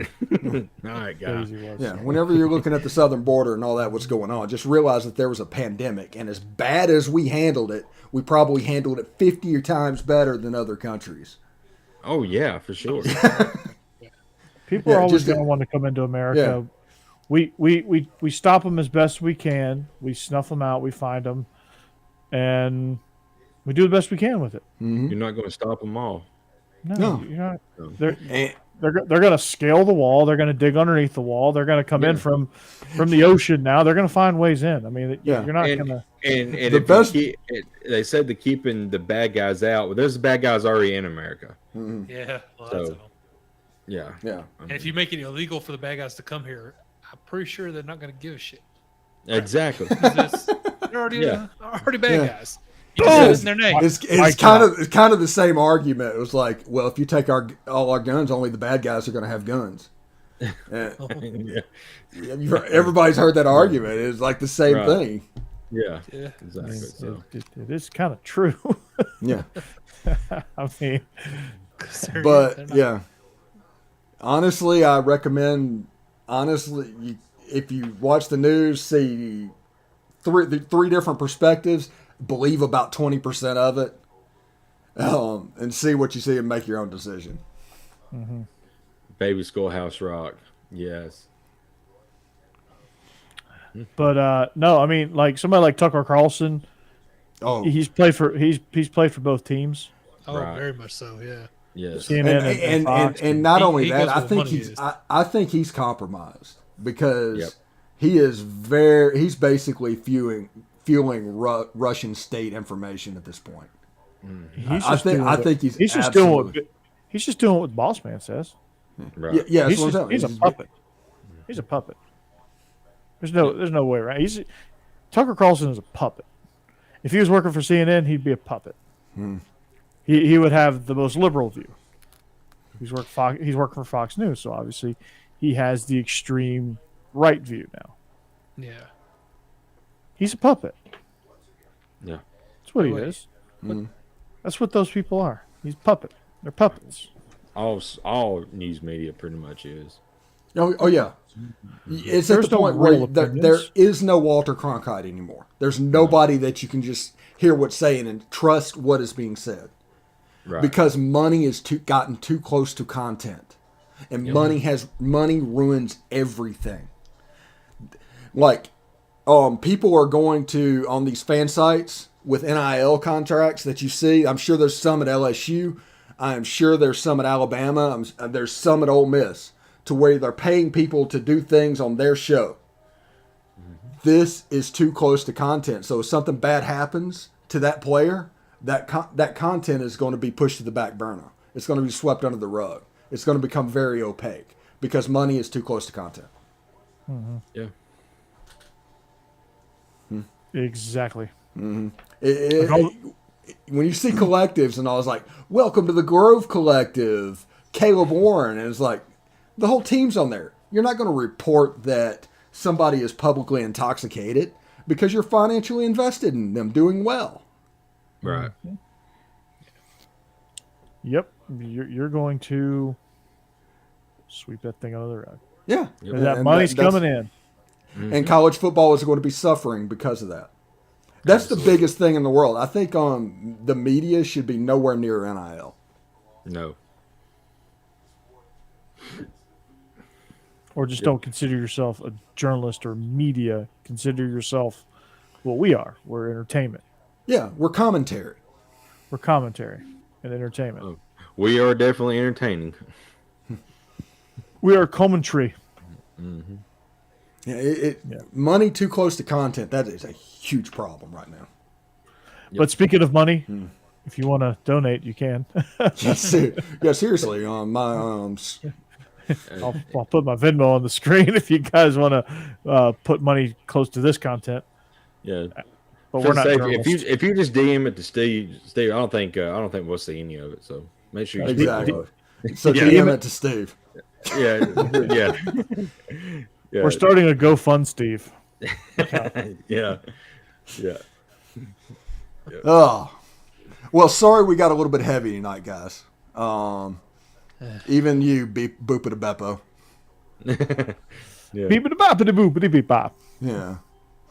Ain't that an old cartoon? Family Guy. Family Guy. Oh yeah. Yeah, he could speak Well, Italian he's an because he had a old cartoon now. mustache. Yeah. I mean, he's been on for like 20 years. It seems like. We did so at in my AV class I had my kids do like they were recording segments or whatever, and this one kid comes up to me, he goes, "Hey, can we do he goes, "Have you ever seen Family Guy?" I go, "Really?" Yeah. He goes, "Can we do this scene?" And it was the cutting in front of the line in front of Italians scene Oh yeah. from Family Guy. So we There is no recreated line for Italians. You remember when dude cut in front of the Italians in line? Yeah, but there wouldn't be a line if there were Italians. That's the point. Right. That is true. Italians. But- Two I of see my what you favorite scenes in that show, and I'm not being judgmental or anything, but the Asian woman driving and she's trying to like, Cuts across like I four go lanes. now. Good luck everybody else, and everybody else. She just gets over in the far left hand and just kills everybody behind her. And then the other one is whenever Lois and Peter start fighting, and she gets on top of Peter and says, "You like eating red carpet? You like eating red carpet?" And then old Quagmire's outside listening. He just falls out and goes gee. Yeah, it is so funny. I have belly laughed at a lot of those episodes. Oh my gosh, The one where Brian owes Stewie money is hilarious. Oh, that's good. Yeah. You got my Where's money? my money? Where's my money, man? Yeah. Where's my money? Just beat the crap. And then Peter and the chicken fighting, like they fight like 5-6 different times. It's good. And it's like 13 minutes long. The whole Yeah. I know, episode is a exactly. chicken. It's so great. Yeah. Peter playing for the New England Patriots. Wilkins, Hyundai, and Subaru. Yeah. We have Hyundais and Subarus. Yeah. Hi. And then you have Shapoopy. Yeah. Hi. Shapoopy. By the way, this is tangentially related. A Million Ways to Die in the West. The best that Charlize Theron has ever looked. That was a is now good movie. free to watch on IMDb. I've been looking for that free to watch for a while because I'm not willing to pay for it, but it is out now streaming. So That is a good movie. Yeah, I think it's on Peacock, too. Mhm. oh, is it okay? Yep. I saw it on IMDb TV. And if anybody here is a wrestling fan, like I am, Undertaker is headlining the WWE Hall of Fame this year. Oh, nice. Well deserved. I heard Stone Cold might come out of retirement for Yes. WrestleMania I cannot in wait. Dallas. Yes. I'd actually watch that. Yeah, I haven't there. watched wrestling in years. I There's think that's on one Peacock, of- too. Yes, one of the guys, Kevin Owens. He's been That's on he's USA. been building that No, up a little USA. bit. Yeah. Raw and SmackDown both are on well, they're on USA, but like the pay-per-views, you either pay it or you have Peacock. It's on there on the WWE Network. That's where the WWE Network is on Peacock. But Kevin Owens has been trashing, Dallas and Texas pretty hard. So I think they're trying to build that up for Stone Cold to come back. Well, to combine those two things, previously hard to find movies and wrestling. Suburban Commando is another one. If you ever find that, let me know. I've been trying to watch that for like a year and a half now, but it's Oh, not wow. free anywhere. So John, I got a story too that kind of relates to that. I played music in my PE class, and I started playing one of the greatest rap duos of all time, Outkast. Oh, And this kid, Hey. even better than that, Elevators, best Outkast song they make. Shake it like a Polaroid picture. what about Caroline, man? That's my favorite. That's Roses. That's a great one. Roses. Yeah. That's Andre. That's from Love Below. Below. Caroline. Yeah. All the girls that say that you are mighty fine. Yeah. Only got you somewhere half the time. Another half Okay. got you. Or down, lost, confused, something like that. Well, okay. Coming up, Shaw. No, Elevators. I gotta check that out. I don't remember it. It's from the ATLians Okay. album. We are 15 minutes away from a 2-hour show, by the way. Well, let's go. Let's get it. So I was listening. I put on Outkast, and this kid comes up to me and goes, "Coach, what is this crap?" It's like, Oh, no. I was like, "Why are we listening to this lame Put him in a stuff?" diamond cutter? I did. I RKO'd him. I was like, The diamond cutter. There you go. I was like, son. I was like, all right, who's your favorite rapper? He goes, Young Boy NBA. Oh my gosh. Okay, first of all, that's the wackest answer you could have given me. Second of all, Young Boy's not even a thought without Outkast, because Outkast put the South on the map. So beat it. Yep. Yep. Scram, little guy, scram. Let's talk about Get off Garth Brooks. Get off my lawn. You still believe Garth Brooks needs to be a Super Bowl? Yes. Yes. That needs to happen. I'm with you on that. I'm with you on that. That'd be a great show. Also, one of the coolest things ever is going to a game at Tiger Stadium and that first riff of Colin Baton Rouge hits. Yeah. That place goes absolutely nuts and they become unhinged. For the rest of the game. Yeah. They become unhinged when they wake up that morning. Yeah. Yeah. This just allows them to channel. It's like, okay. It used to be, it was like, it's Saturday night in Tiger Stadium. Chance of rain never. And Right. I was down there in like 2 rainstorms and it was raining. And he said that. And I was like, come on, guys. But people just lost their mind whenever that happened. I'm sure. Bum, bum, bum, dun. Oh, yeah. They lose their mind on that one, too. You're right. They do lose their mind a lot. Favorite Garth Brooks song, Stephen? Huh? That's why they're good fans. Favorite Garth Brooks song? Colin Baton Rouge, honestly. Colin Baton Rouge. Yeah.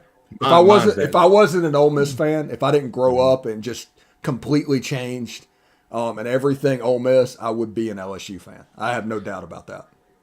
Mine's That Summer. I don't know why. I just love that song. We get unhinged when we have our beer with our egg McMuffins at 10 a.m.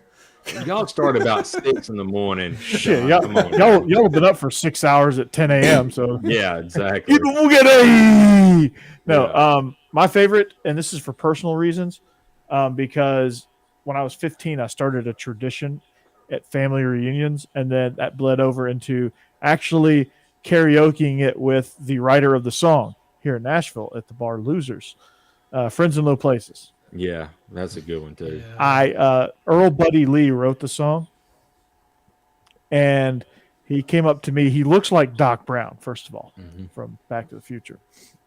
And So Scott. yeah, So I'm up there.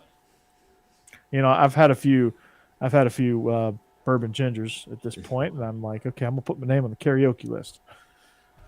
And so I go up there, and I'm wailing away on Friends in Low Places, and he comes up the stage. I'm like, who the hell is this guy? Who let this homeless guy in here? He's like trying to take the mic from my hand. I'm like, what are you doing? And so I Heisman'd him. Oh, I Heisman'd him, and I kept going. And then the dude controlling the song, he stopped the song. He's like, "No, dude, this dude's legit. He's for real." So then I ended up singing it with him, and then we had a drink after. He bought me a drink afterward, and the rest is history. the rest is history. That's my story. Second I think it's Garth on Brooks my. show. I think Second- it's on my Facebook page too. Second Garth Brooks song that I think about is Beaches of Cheyenne. That's good. That's a good one. I love Colin Baton Rouge. I Yeah. love Standing Outside the Fire.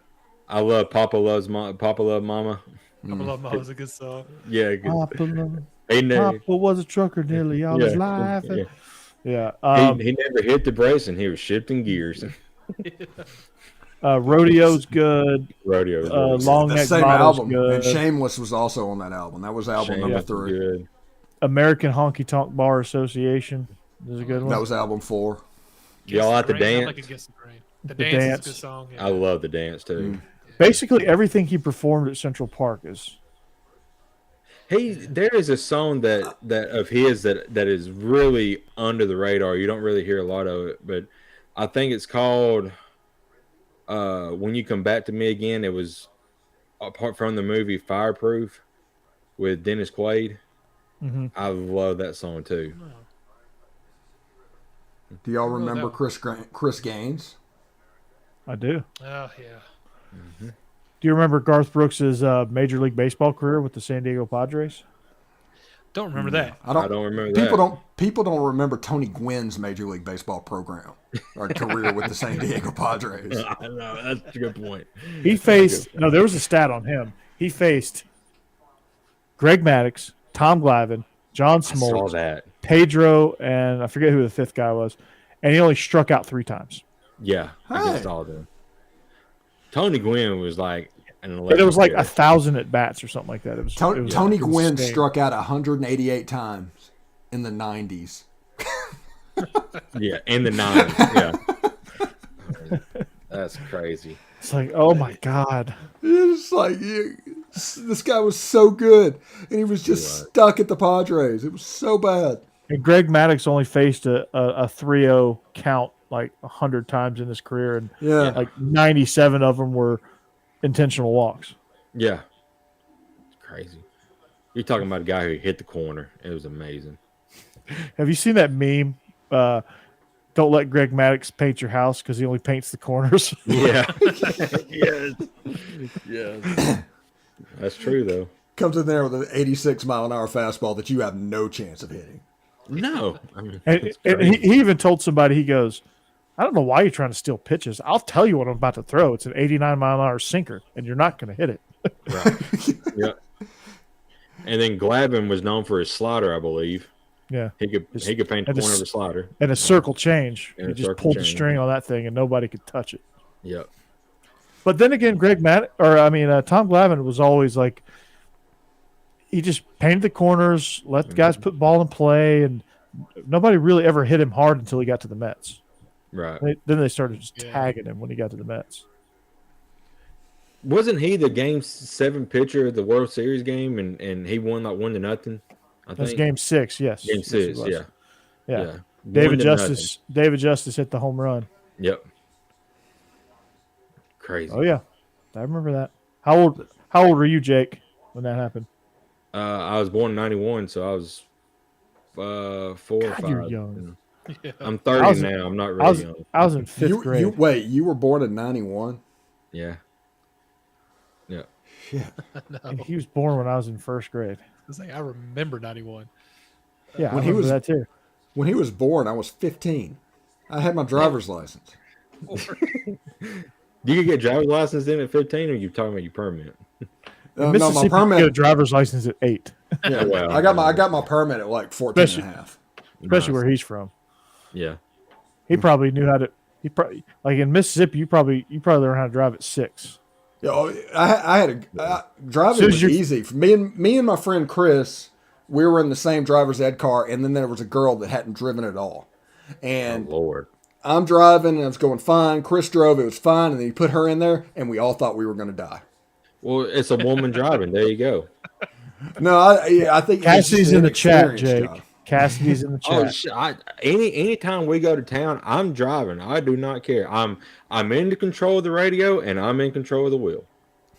Because I do not trust anybody else driving besides me. Oh yeah. Because yeah. she'll tell you I drive like a grandpa. I drive like five miles under the speed limit. Yeah. Nice. I've never had a ticket. So there you go. Steve, how old were you in 1983? That's when I was born. In 1983, I would have been. 45. Depends on the year when you was born, because I was June. So when's your birthday? I was born in September. September. So I was 7. I was only 4. Beavis and Butthead, the driver's ed episode. That Oh. was great. Oh my god. Well, don't get me started on Beavis and Butthead. Now we could go a whole another 2 hours on Beavis and Oh Butthead. yes. Oh yeah. But in I laugh 1983, uncontrollably.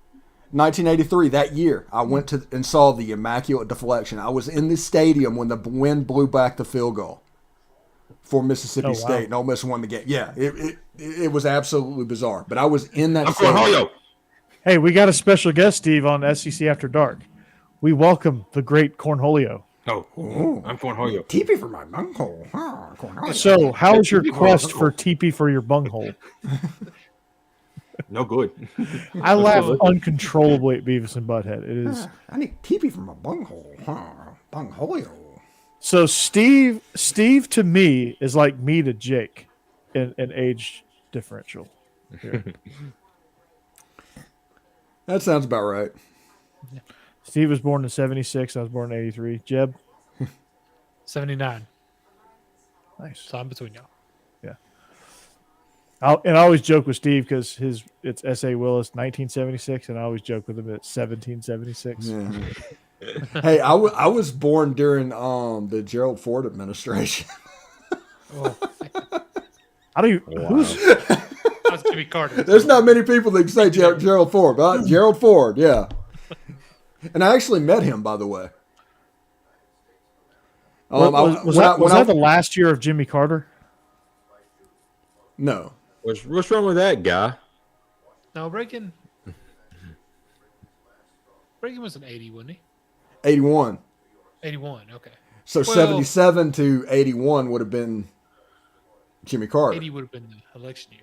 But yeah, took over in 81. Yeah. Yeah, I was born in June. I was a Reagan baby. Yeah. So I was born Beavis like is the 18. best show. Beavis and Butthead. Ren and 18. Stimpy was really good. There's a Ren lot and of Stimpy good was ones. kind of weird, but It Beavis and was. Butthead was. God, And there's a reason those episodes are only 15 minutes long. yeah. Yeah. I mean, they can't go much further. No. Like the movie kind of sucked because it was an hour and a half. You can't Yeah. stretch out Beavis and Butthead for an hour and a half. You just can't do it. That's just not That what that needed to be a show's meant to be. 30-minute movie. That's just what that show's not meant. That show's not meant to be more than 15 minutes. And it's The SEC glorious. tournament this year is in Amalie Arena. Really? Really? Yeah, it's down here in Tampa. And Ole Miss is just like a joke in basketball.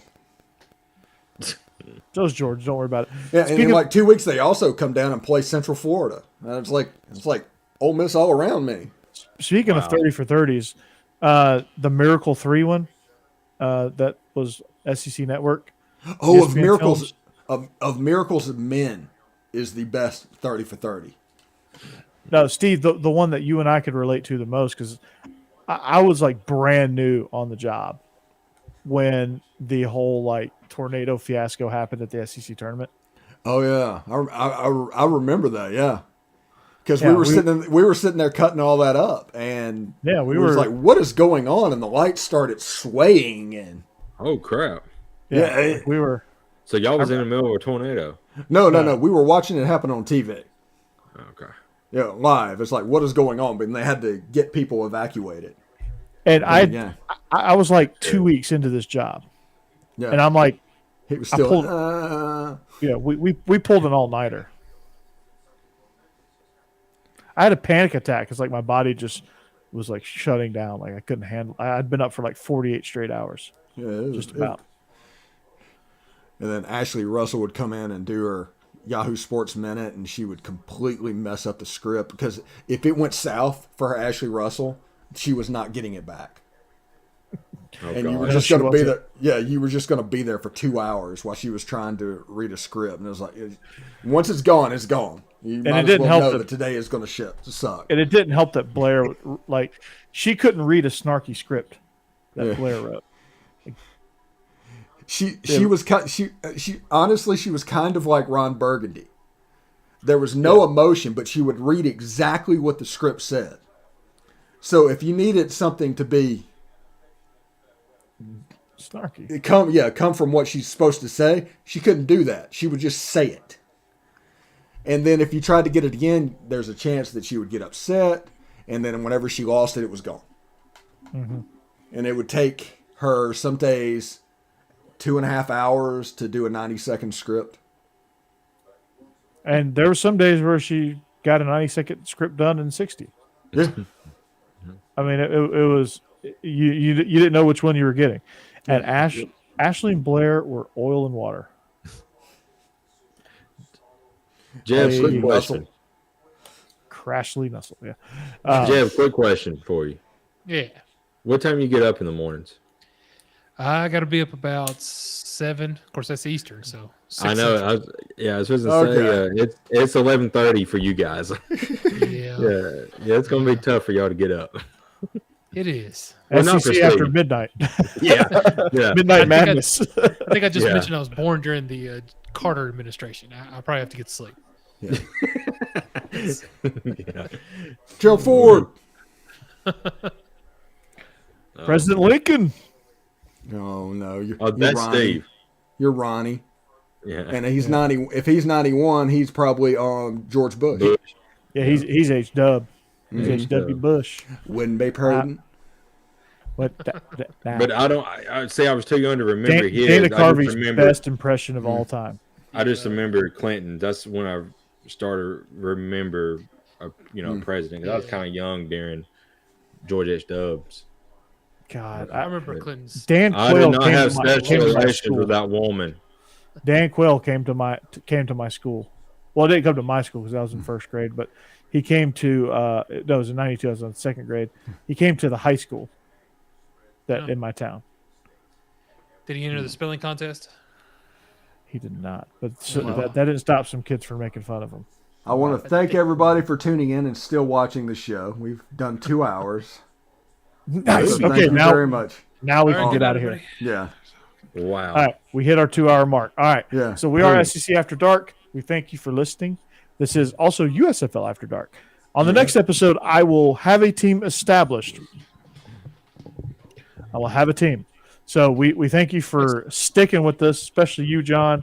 I guess those tequila shots really got you going. Dana Carvey is outstanding. And I got to do a discussion with my students about how Saturday Night Live is just 30 more minutes. garbage There now. we go. Well, read my lips. No new taxes. No new bits. No new bits. All right. So we thank you for watching. We'll catch you back here next week. For Jeb, for Jake, for Steve, I'm Corey. We are SEC After Dark, presented by BetOnline.ag, NordVPN, and Athletic Greens, as well as Body Light. We thank you for listening. We'll see you back here next week. Have a great week. Have an even better weekend. And we are out. We out. Steve pulled the Apollo Theater curtains on me. Yeah. He done. Yeah, Steve's I need to hit something real quick to make sure that it I doesn't. bet you do. 2 hours and